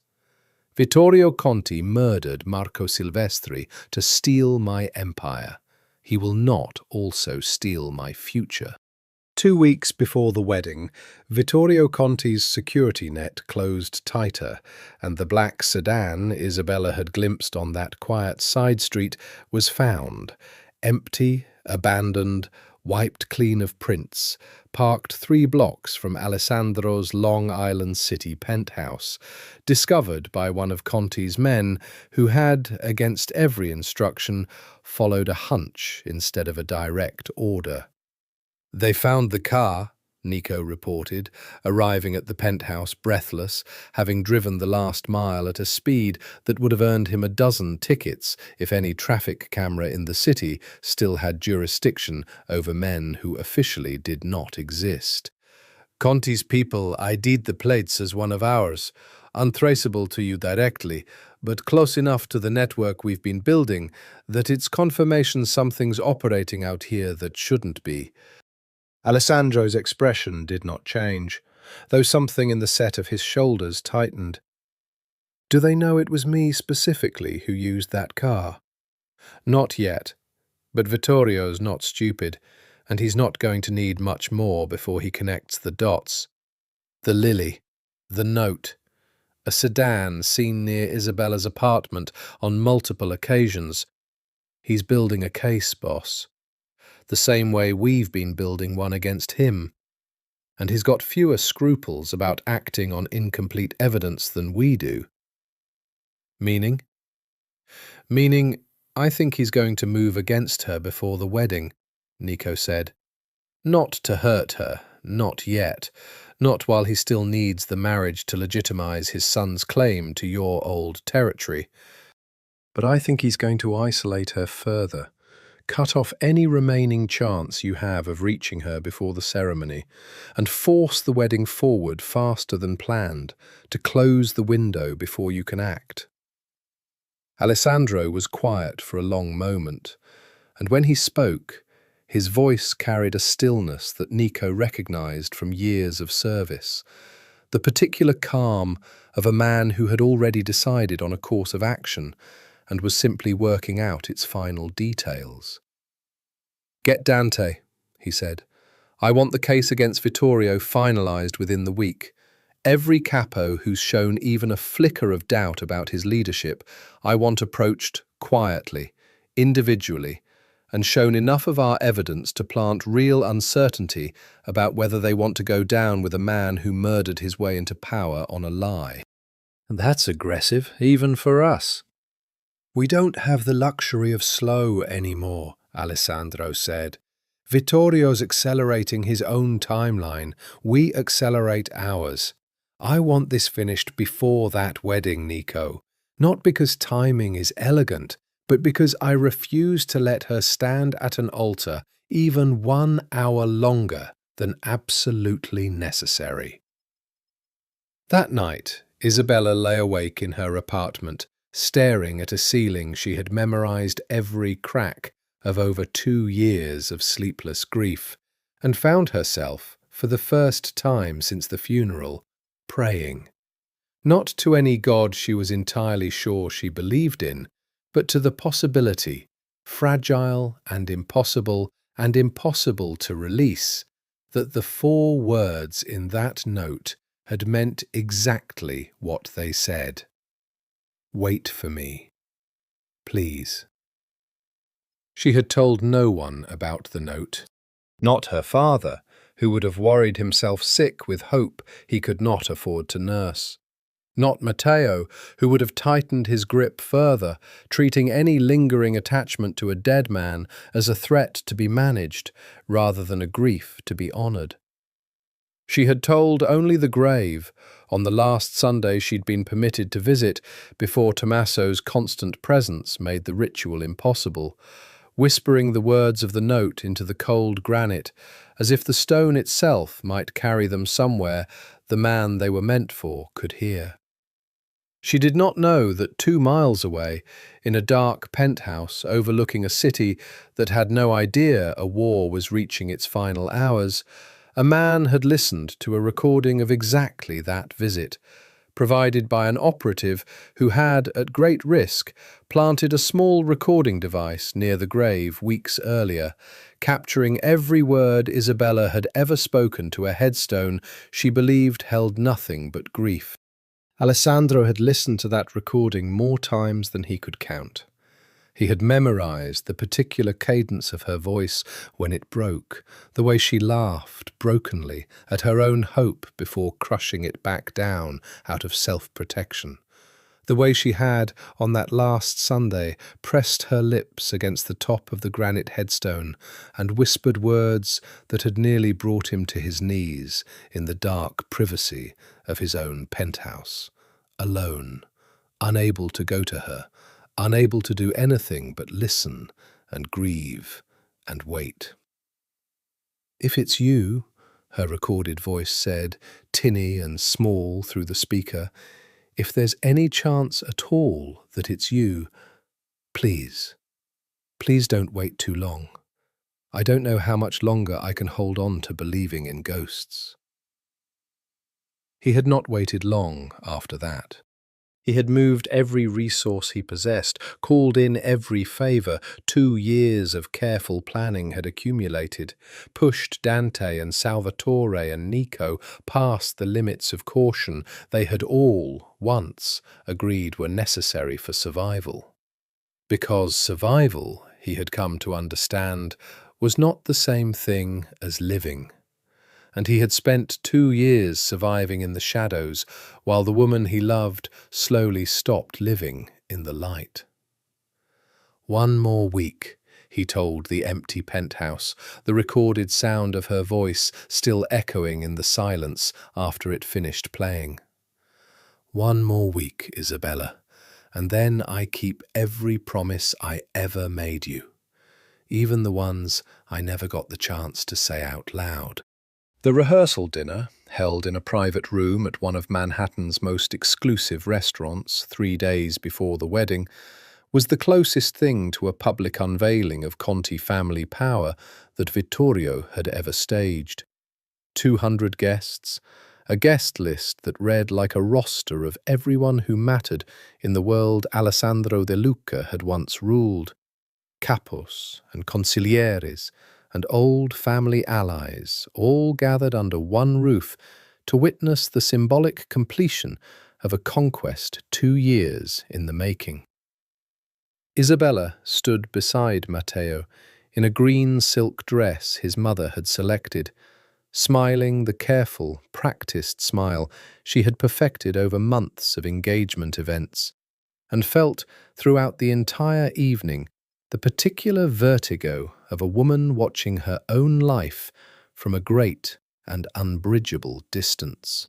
She did not know that among the 200 guests seated at a table reserved for a supplier the Conti family used for imported wine, a supplier who did not exist, whose invitation had been forged by Salvatore Greco 3 weeks earlier with a precision that would have impressed even Vittorio's own security team, sat a man with greying temples and a face subtly altered by 2 years of stress and careful disguise, watching her from across a crowded room for the first time since her own wedding rehearsal for a marriage to someone else. Alessandro had debated for days whether attending in disguise was reckless beyond justification. Salvatore had argued against it fiercely. Dante had argued for it, understanding, better than Salvatore, the particular desperation that had driven his oldest friend for 2 years. "I need to see her," Alessandro had said, the argument that had ultimately won. "Not through a photograph, not through a recording. I need to see her face, in the same room as me, before I decide exactly how this ends. I need to know what I'm fighting for isn't a memory I've built up in 2 years of absence, but a woman who's still there, underneath whatever this engagement has done to her." He watched her now, across a room glittering with the particular excess of men who had built fortunes on violence and wanted the world to forget it, and something in his chest, already raw from 2 years of careful restraint, threatened to tear open entirely. She had lost weight, as the reports had said. Her face carried a thinness that spoke of grief carried too long without adequate rest. But it was her eyes that undid him, The particular flatness in them, the absence of the light that had once made her laugh at his driest jokes, that had once looked at him across crowded rooms exactly like this one, with an intensity that had made him feel for the first time in his adult life entirely and helplessly known.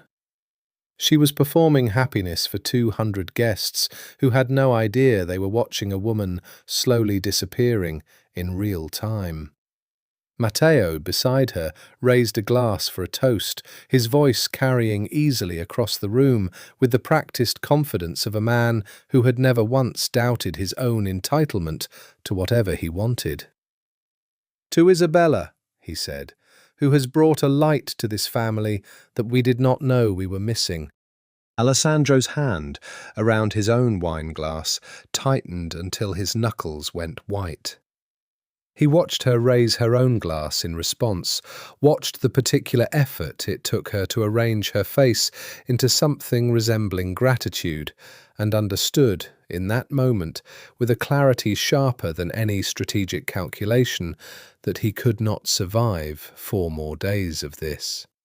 Could not survive watching her stand at an altar in 3 days' time, promising herself to a man who saw her as a conquest rather than a person, while he sat in the shadows, congratulating himself on the patience of his careful plan. He rose from the table before the toast finished, moving through the crowd with the particular economy of motion he had spent 30 years cultivating, and found himself, for one suspended, impossible moment, close enough to Isabella that he could have reached out and touched the sleeve of her dress. She did not recognize him. 2 years. A beard he had grown and shaved and grown again for the occasion, grey at his temples that had not been there before. The particular stoop of shoulders belonging to a man 20 years his senior. The disguise held, even at close range, even as her eyes passed briefly, incuriously, across his face, on their way to some more distant point in the crowded room. But something happened in that half-second of proximity that no disguise could entirely account for. Isabella's expression flickered, some small, involuntary catch of breath, a hand that rose briefly, unconsciously, toward her chest, as if responding to a sensation she could not name.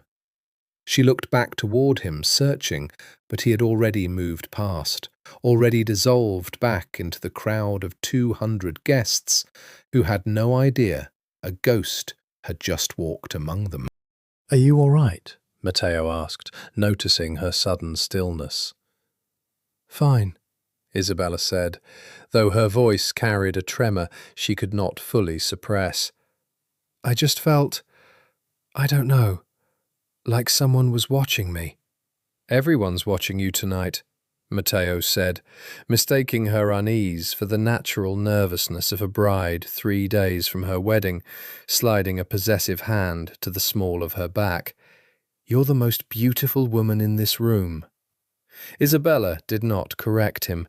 She simply turned back toward the crowd, her eyes scanning faces she did not recognize, searching for something, someone she could not have named even if pressed, while 3 tables away, a man who had once promised her a future disappeared through a service entrance before his disguise could be tested any further, his heart hammering with a fear he had not felt in 2 years of careful, calculated planning.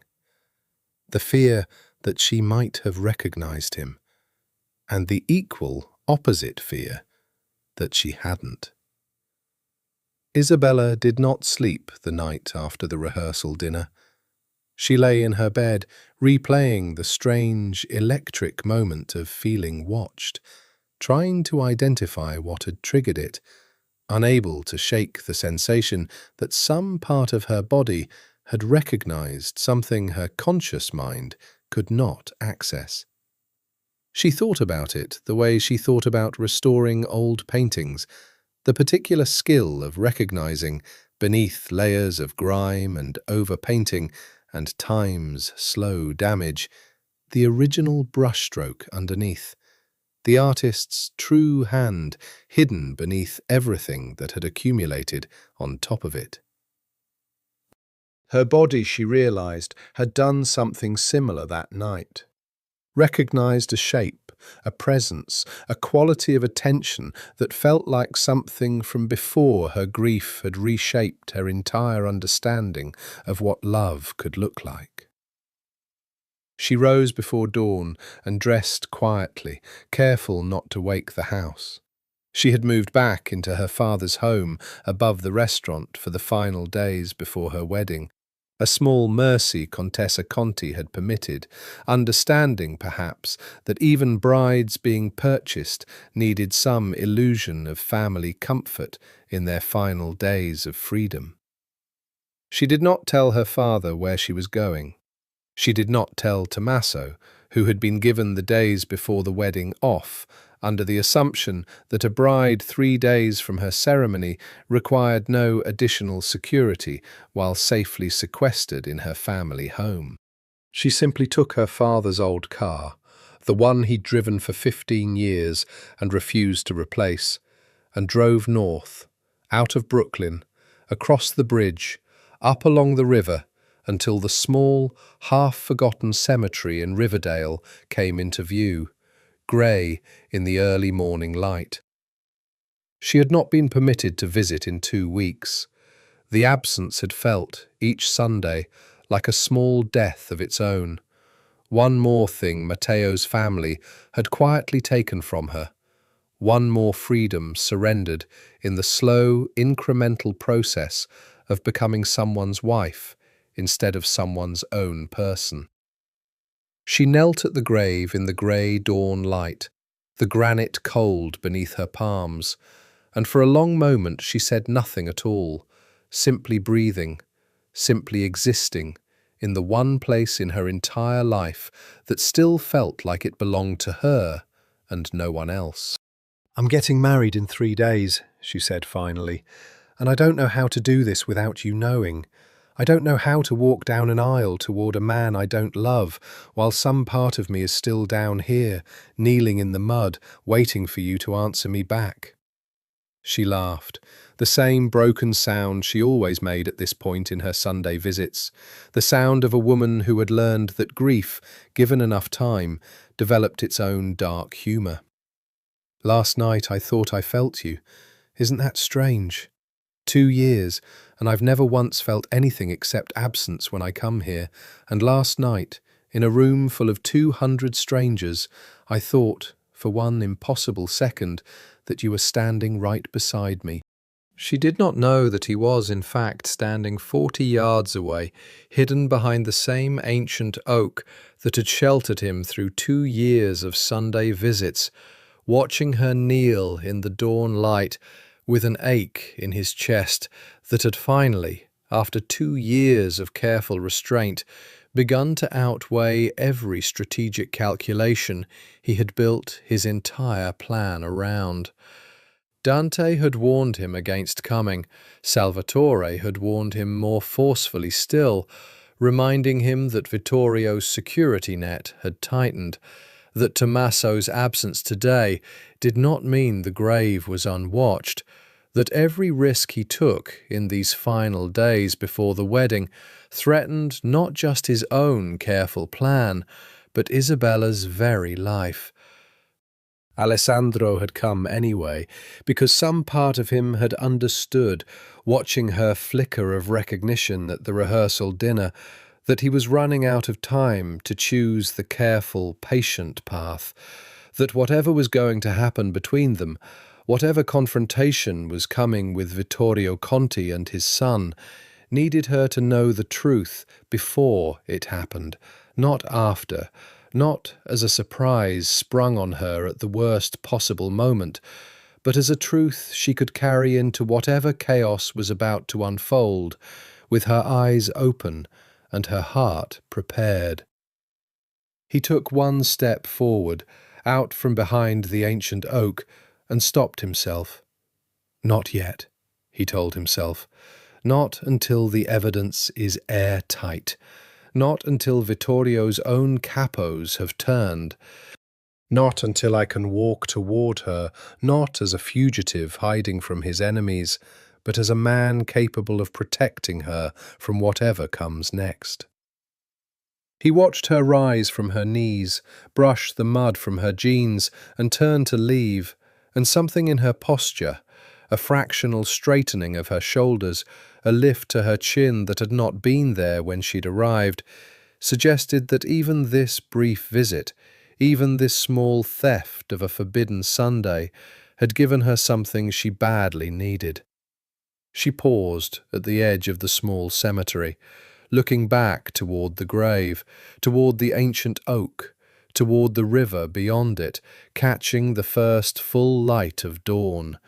And for a moment her eyes swept across the exact spot where Alessandro stood, hidden, but not, he suspected, hidden quite well enough. 3 days, she said quietly, to no one, to the wind, to the ghost she had never quite stopped believing might be listening. 3 days. And then I keep my promise, whatever it costs me. I loved you.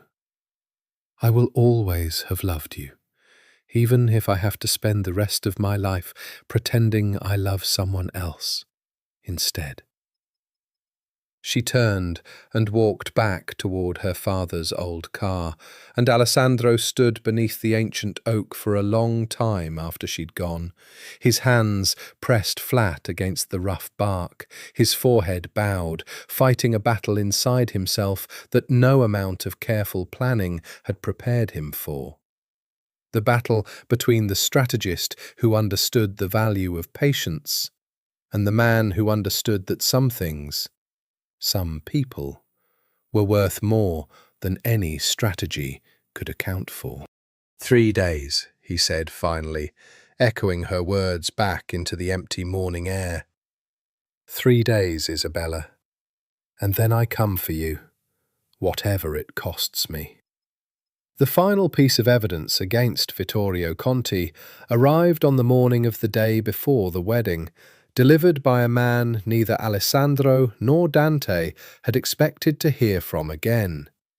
Renata Salvi, Alessandro's father's former consigliere, the woman who had spent 6 years nursing a grudge over her exile from the family's heroin trade, and who had, until this moment, remained the single most opaque suspect on their original list of 3. She arrived at the Long Island City penthouse, alone, unarmed, escorted by Salvatore Greco, with the particular wariness of a man who did not entirely trust a woman he had spent 2 years investigating as a possible traitor. "I know what you think of me," Renata said, standing in the dark penthouse with the composed dignity of a woman who had survived 4 decades in a business that chewed up and discarded most people who resembled her. "I know I was on your list of suspects. I won't insult either of us by pretending I wasn't angry when you pushed the family away from the heroin trade, Alessandro. I built half my career on that business. You ended it because it offended your sense of legacy, and I never forgave you for the income I lost." "But you didn't order the ambush," Alessandro said. "It wasn't a question." "No," Renata said. "Whatever you think of me, I am not a woman who murders children over old grudges, and Marco Silvestri was, in every way that mattered, one of yours. I watched you raise that boy up from nothing, poisoning him to get to you. That's Conti's brutality, not mine. My revenge, if I ever wanted it, would have looked like humiliation, not murder. I would have wanted you alive to watch me take everything you built." "Then why are you here?" Renata's expression shifted, something more complicated than grudge or ambition moving behind her carefully composed features. "Because I've spent 6 years angry at you for taking away my business, and 2 years watching Vittorio Conti build an empire on the corpse of a man I actually respected, whatever our disagreements. And I have realized, slowly, the way these things always happen too slowly, that being right about my grievance against you does not mean I want to live in the world Vittorio Conti is building in your absence. She produced a folder from her bag, sliding it across the table, with the same deliberate care Salvatore had once used to deliver Bassano's recording. "Bank records," she said, "from an account I've watched for 6 years, ever since I lost my position and started keeping tabs on everyone who benefited from my fall. Vittorio Conti has been paying a Justice Department contact for 2 years. Someone inside the very investigation that supposedly brought down your empire, Alessandro. He's been feeding false information to federal prosecutors, manufacturing evidence against rival families, using the government's own machinery to eliminate competition, while dressing it up as law enforcement doing its job." Dante, standing beside Alessandro, went very still. That's not just organised crime. That's obstruction of federal justice. That's enough to bring down every layer of protection Vittorio's built for himself.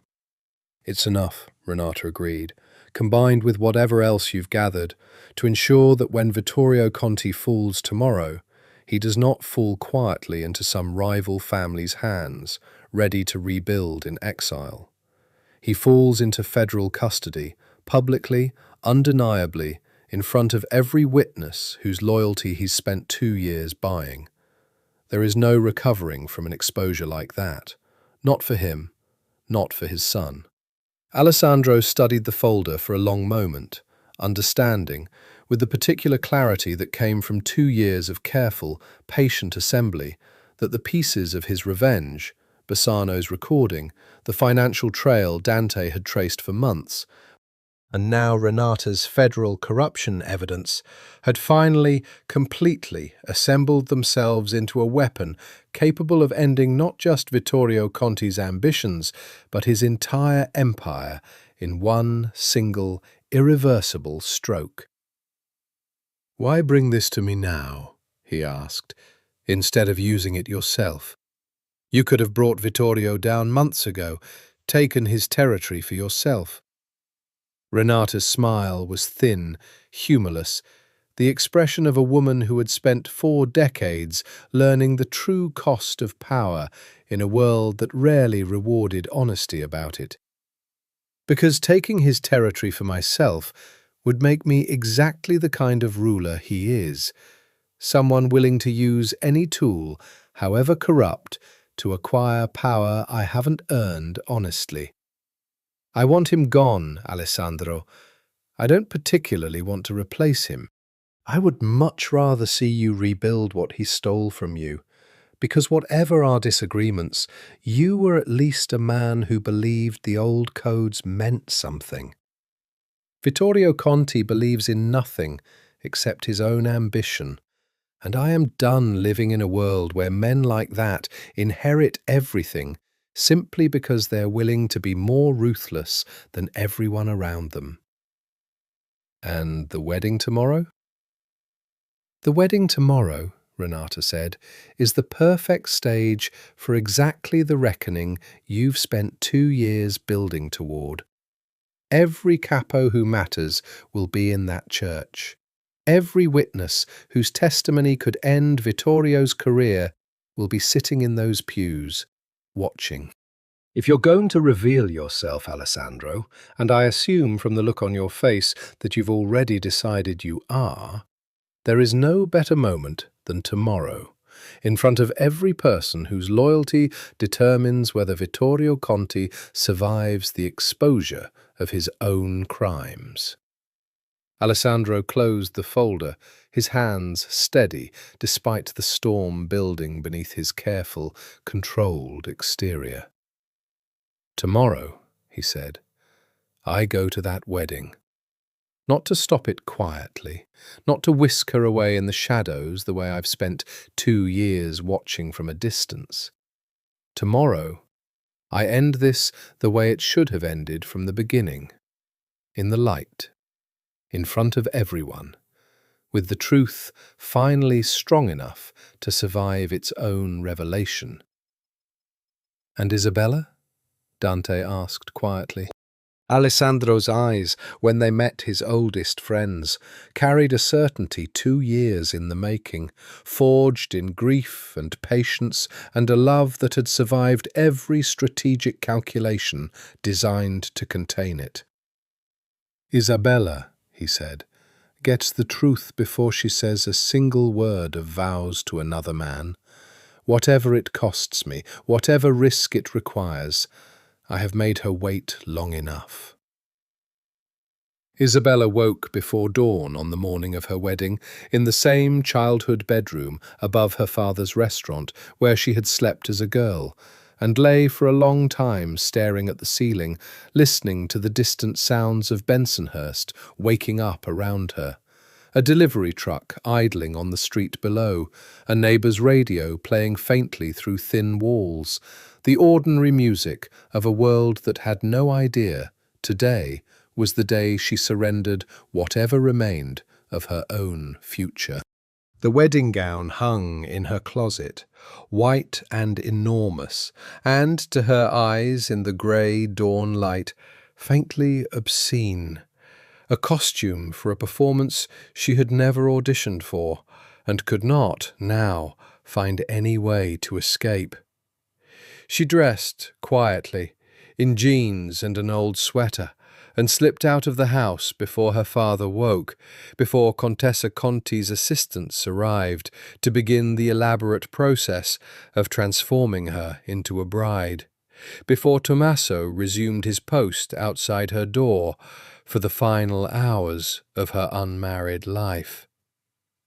She drove north one last time, the familiar roads unspooling beneath her father's old car with the particular clarity of a route driven so many times the body no longer needed the mind's full attention, and arrived at the small cemetery in Riverdale just as the sun cleared the horizon, throwing long gold light across the river below.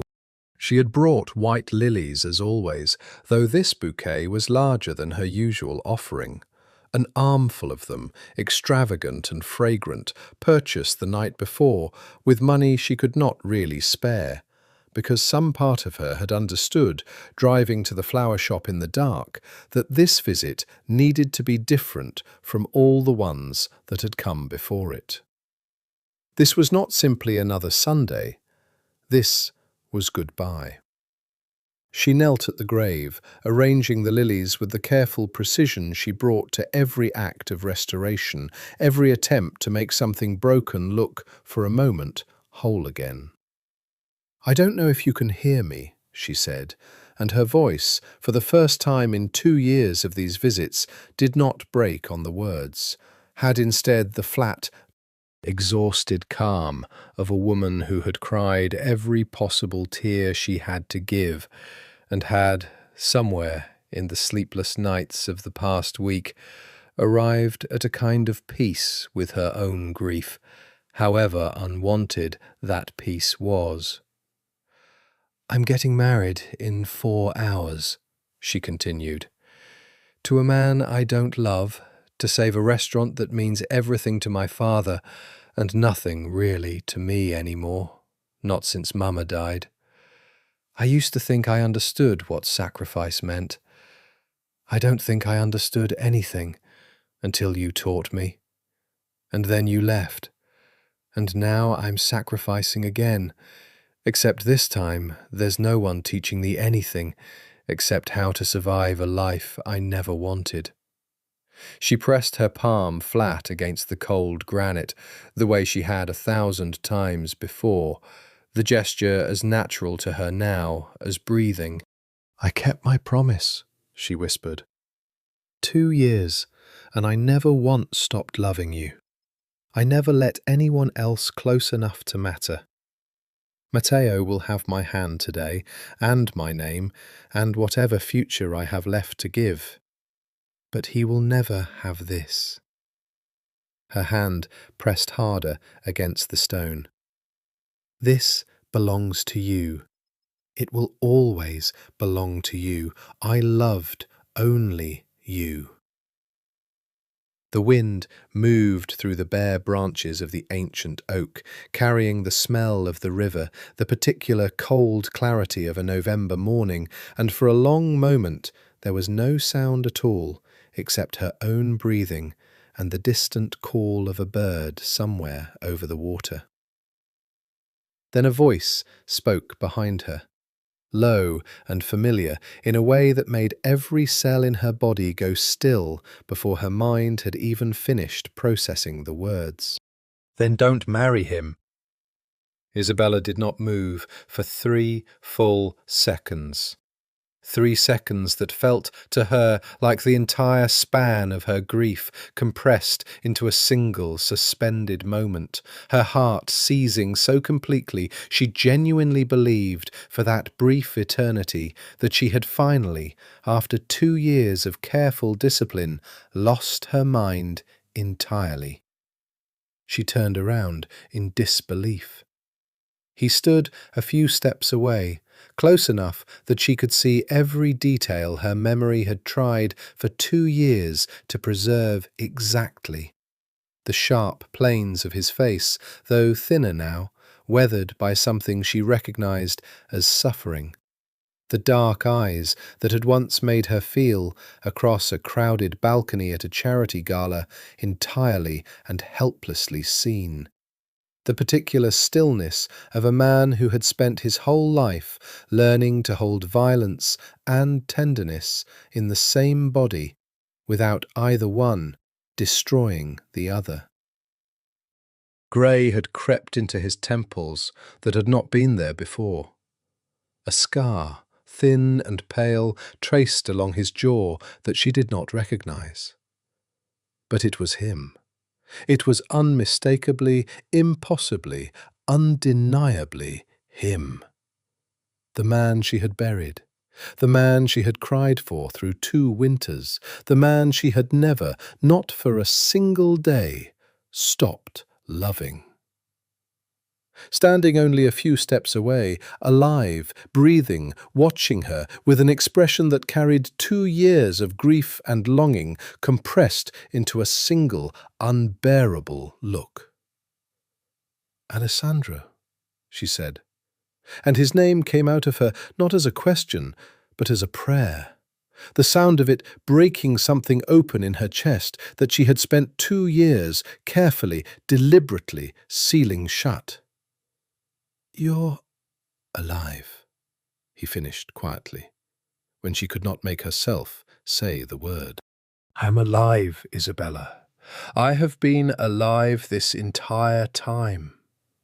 She did not faint, though for a moment the world tilted so violently around her that she reached out instinctively for the headstone behind her, the same cold granite she had knelt before for 2 years, mourning a man who now stood close enough to touch, watching her with an expression that carried more raw feeling than she had ever seen on his carefully composed face, even in the 18 months she had known him before his death. "You're alive," she repeated, the words still not fully processing, her mind struggling to reconcile 2 years of grief against the impossible fact standing in front of her. "You let me bury you. You let me build this grave. You let me kneel here every Sunday for 2 years, talking to a headstone, believing—" Her voice broke entirely. The careful composure she had built over 2 years of performing strength shattering all at once. "You let me think you were dead." "Yes," Alessandro said, and he did not flinch from the accusation, did not offer excuses or softened explanations, simply stood before her and accepted the full weight of what he had done. "I made that choice.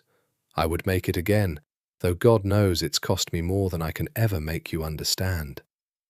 "Why?" The word came out of her as something between a sob and a demand, 2 years of unexpressed grief and rage finally finding an outlet. Why would you do that to me? Do you have any idea what it did to me, Alessandro? Do you have any idea what it's like to grieve someone for 2 years? To build a life around loving a dead man and then find out he's been alive this entire time, watching.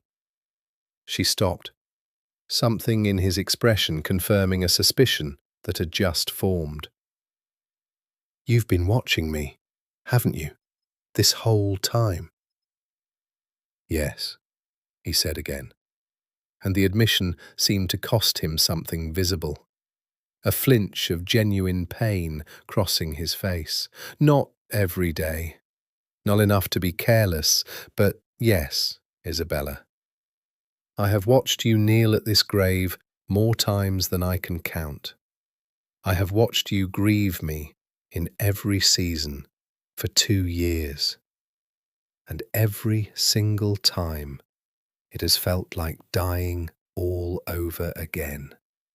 Knowing I could not cross the distance between us without putting your life in more danger than I was willing to risk. Danger from what? From the men who tried to kill me 2 years ago, he said. From a conspiracy inside my own organization that I could not dismantle without letting the world, including you, believe I was gone. If the men who ordered the ambush on my convoy had known I survived, they would have finished the job, and they would have used you to do it. I faked my death to protect the woman I love from a war she never chose to be part of. I have spent 2 years hunting down every traitor, every conspirator, every piece of evidence needed to end this permanently, so that when I finally came back to you, I could come back as a man capable of keeping you safe, rather than one who simply dragged you back into the same danger I was trying to save you from. Isabella's hands, still pressed against the cold granite behind her, had begun to shake. Not with cold, but with the particular vertigo of grief, transforming in real time into something she did not yet have language for. You should have told me, she said. You should have trusted me enough to tell me the truth, instead of letting me bury you and build you a grave and cry over granite for 2 years while you watched from the shadows like some kind of— She stopped, searching for a word cruel enough to match her hurt, and finding none adequate. Like some kind of ghost who couldn't be bothered to actually come back to life. I know, he said quietly. I have thought every single day for 2 years about whether I made the right choice. I have watched you lose weight, lose sleep, lose whatever light used to live behind your eyes, and I have hated myself for every single hour that passed without me telling you the truth. But I made a promise to myself, Isabella, the day I watched you kneel in the rain at my funeral. A promise that whatever it cost me, I would not put your life at greater risk by revealing myself before I was certain I could actually protect you. I chose your safety over your peace of mind. I don't regret protecting you, but I will spend the rest of my life regretting what that protection cost you.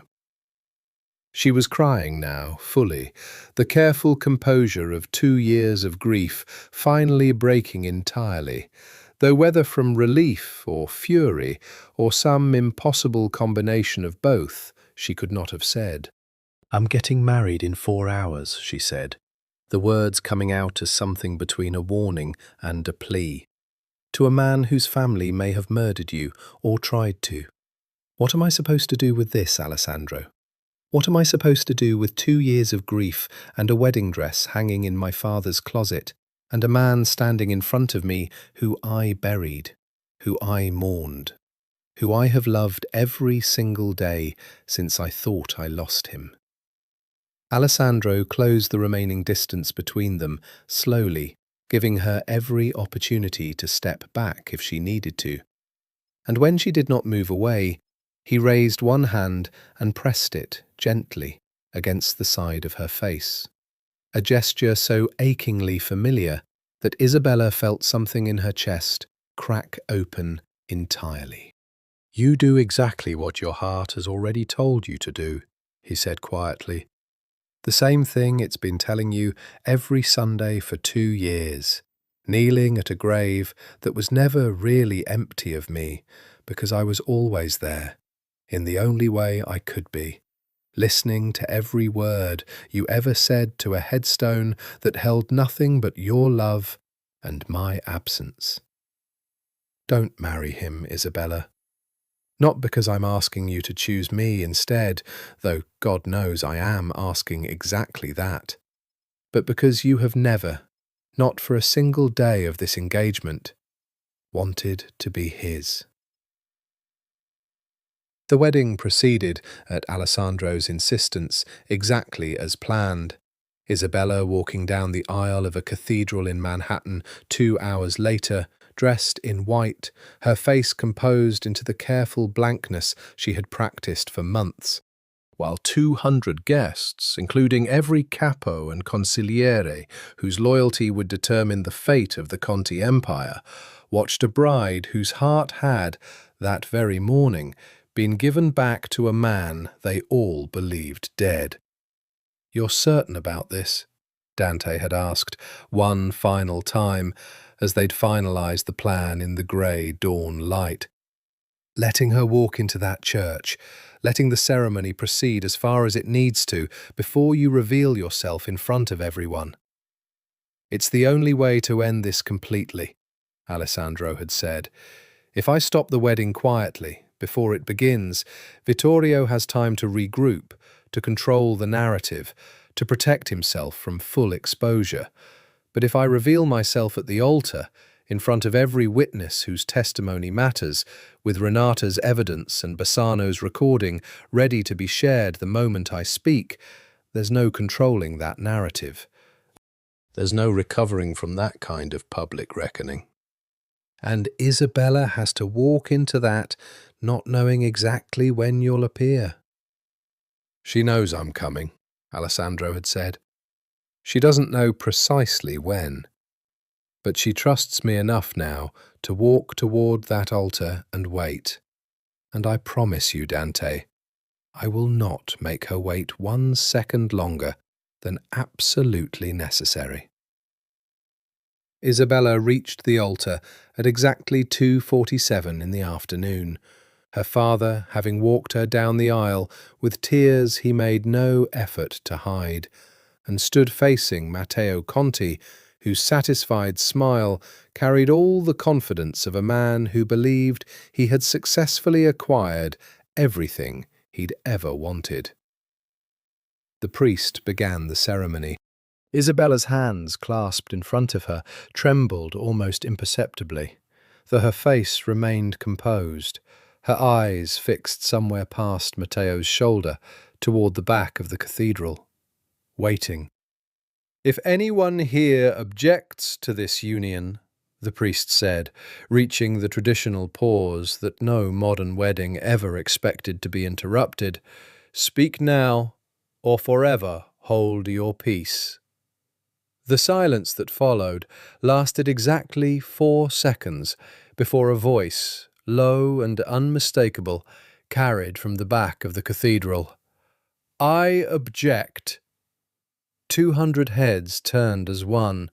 Alessandro De Luca walked down the centre aisle of the cathedral in a black suit, his face no longer hidden by any disguise, his identity unmistakable to every capo, every consigliere, every old ally and enemy who had once knelt to kiss his ring or plotted his downfall. The gasps that rippled through the pews carried 2 years of assumption collapsing in real time. "That's impossible," Vittorio Conti said, rising from his seat in the front pew, his face draining of colour. "You're dead. I watched them bury you." "You watched them bury an empty casket," Alessandro said, stopping at the base of the altar, his eyes moving from Vittorio to Matteo to Isabella, whose face had transformed in the span of seconds from careful composure into something raw and unguarded and disbelieving all over again, despite having known since dawn that this moment was coming. The same way you watched your own son plan to marry a woman he acquired through her father's debt, rather than through her actual consent, Vittorio. I've spent 2 years learning exactly how deep your ambitions run. This is insane, Matteo said, though his voice had lost its earlier confidence, cracking slightly under the weight of 200 watching witnesses. Whatever theatrical stunt this is, it's not a stunt, Alessandro said. He produced from inside his jacket a small device and pressed a single button, and Vittorio Conti's own voice, recorded 18 months earlier, discussing the poisoning of Marco Silvestri with chilling, methodical precision, filled the cathedral through speakers meant for wedding music. The silence that followed was absolute. 200 guests, many of them men who had spent decades in an organization built on codes of honor and loyalty, listened to their leader discuss murder with the same tone he might have used to discuss a business acquisition. "That's fabricated," Vittorio said, though his voice had begun to shake. "Manufactured evidence, staged by a man desperate to reclaim territory he lost fair, and there's more," Alessandro said, and nodded to Dante, who stood near a side entrance with the folder Renata Salvi had provided, distributing copies to several key capos seated in the front pews, men whose loyalty, quietly cultivated over the past 6 weeks, had already begun shifting away from Vittorio Conti's leadership.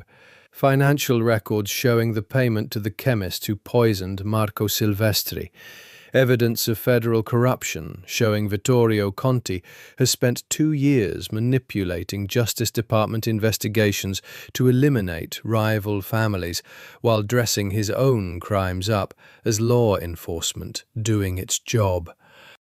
Every man in this cathedral who has followed Vittorio Conti's leadership for the past 2 years has been following a murderer who lied his way into power and has been actively cooperating with federal prosecutors against the very families he claims to protect.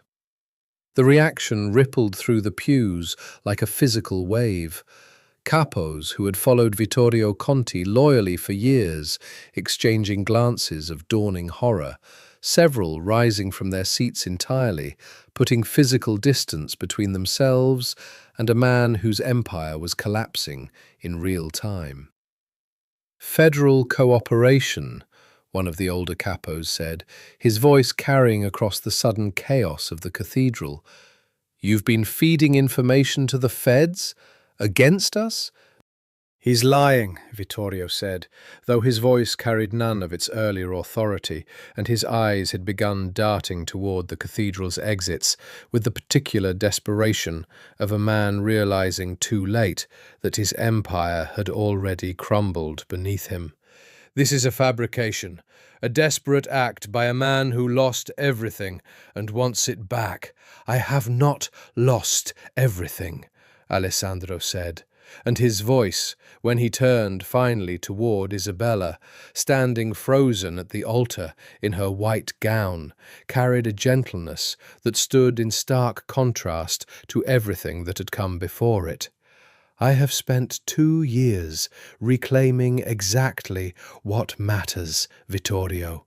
And unlike you, I never needed to murder an innocent man or manipulate federal law enforcement to do it. I simply needed the truth and the patience to gather it properly." Emilio Bassano, seated quietly among the capos in the third pew, rose to his feet, his voice carrying the particular weight of a man crossing a final line. "He's telling the truth," Bassano said. "I helped Vittorio plan the ambush that supposedly killed Alessandro De Luca.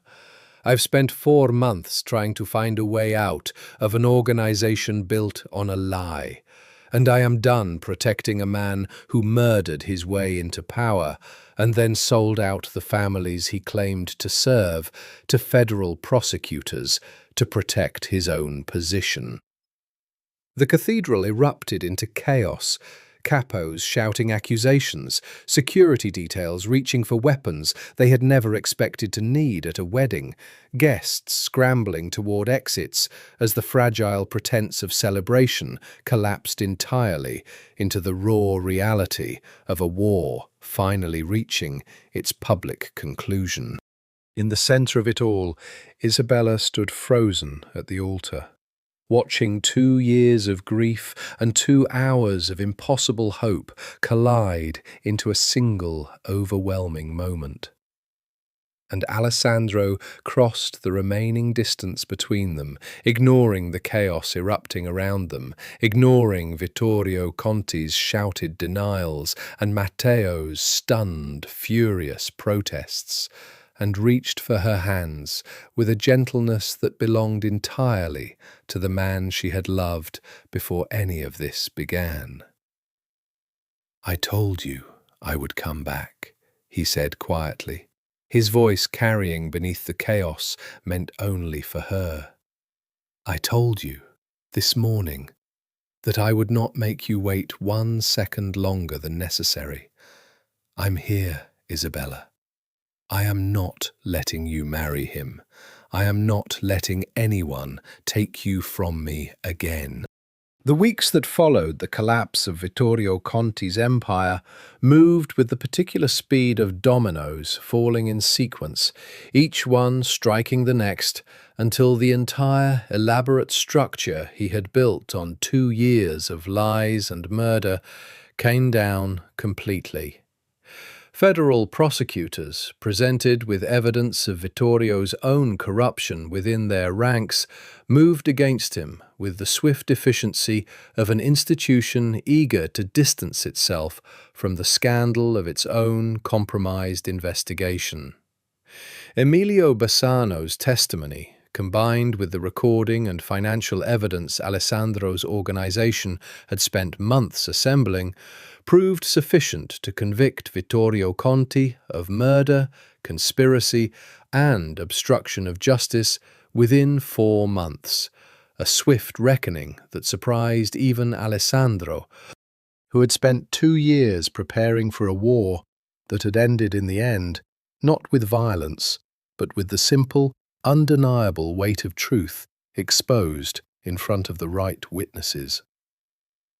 Matteo Conti, stripped of his father's protection and his own credibility, fled to Italy within weeks of the wedding's collapse, disappearing into whatever remained of extended family connections there, never to trouble Isabella Romano again.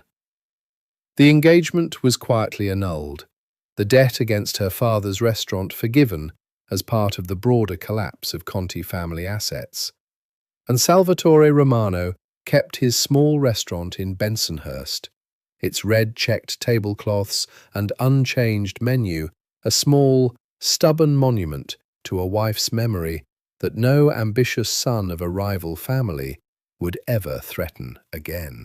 Renata Salvi, whose final piece of evidence had proven decisive in Vittorio Conti's downfall, negotiated a quiet peace with Alessandro's rebuilt organization. Not forgiveness, exactly, for 6 years of accumulated grudge, but a working respect between 2 people who had, in the end, chosen honesty over ambition when it mattered most. Isabella did not return to the small cemetery in Riverdale after the wedding, though she visited once more 3 weeks after Vittorio Conti's arrest, walking the familiar path to the grave that had held her grief for 2 years, standing before the granite headstone with Alessandro's hand in hers. "I think we should take it down," she said quietly, studying the stone that had witnessed 2 years of her private mourning. "It feels strange, leaving a grave here for a man who's standing right beside me. Or Alessandro said, studying the headstone with an expression she had come to recognize over the weeks since his return, the careful consideration of a man who thought deeply before speaking. We leave it exactly as it is, not as a monument to a lie, but as a reminder of what your love survived. 2 years of grief, Isabella. 2 years of believing I was gone and choosing every single Sunday to keep loving me anyway. I don't want to erase that. I want to remember what it cost you, so I never take for granted what it means to have you standing here beside me instead of kneeling alone. She considered this, her hand tightening in his. You're a strange man, Alessandro De Luca. Most people would want to forget 2 years of mourning a lie. I am not most people, he said, and something in his voice carried the particular warmth she had once fallen in love with on a balcony overlooking the East River, a lifetime and a death and a resurrection ago. And you are not most women. You built me a grave with your own hands and visited it every single Sunday for 2 years, speaking to granite as though I could hear you. I heard every word, Isabella, every single one. And I intend to spend the rest of my life proving that I was worth that faith. They were married in the spring, in a small ceremony at her father's restaurant, rather than a grand cathedral, red-checked tablecloths replaced for one evening with simple white linen. Salvatore Romano walking his daughter down a short aisle between kitchen and dining room, with tears he made no effort to hide, this time from joy rather than grief. Dante Marchetti stood as best man, having spent 2 years as the keeper of secrets, and now, finally, permitted to simply celebrate. Nico Falcone and Salvatore Greco stood among the small gathering of guests, men who had sacrificed their own lives for 2 years to protect a promise their boss had refused to break, watching with quiet satisfaction as that promise was, at last, fully honoured.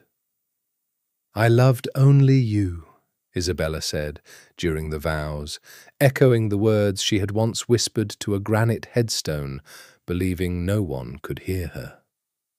For 2 years I loved only you, even when the whole world told me you were gone. I will keep loving only you for however many years we have left, because I have learned that some loves don't end at a grave. Some loves simply wait there, patiently, for the person they belong to come home. I watched you keep that promise, Alessandro answered, his voice carrying the particular rawness of a man who had spent 2 years learning exactly what his love had cost the woman standing before him. Every single Sunday, from a distance I hated more than I have ever hated anything in my entire life. I promise you now what I could not promise you then, that I will never again let you grieve me from a distance. Whatever comes for us, and something will always come in this life we've chosen, we will face it together, in the light, with nothing hidden between us ever again. They kissed as husband and wife in a small restaurant in Bensonhurst that smelled of garlic and tomatoes and 30 years of a mother's memory, surrounded by the handful of people who had sacrificed the most to make this moment possible. And outside, beyond the restaurant's modest windows, New York moved on around them, indifferent as it always was to the private wars and resurrections happening within its endless, glittering sprawl. But on a quiet hill overlooking the Hudson River, a small granite headstone remained, weathered now by 3 years of seasons, bearing only a first name and dates that no longer told the whole truth of the man they represented. A monument not to death, but to the particular, unbreakable faith of a woman who had loved a ghost until he came home, and a man who had loved her enough to return from the dead rather than let that faith go unanswered. Their greatest love story, as it turned out, had not ended at that grave. It had only just begun.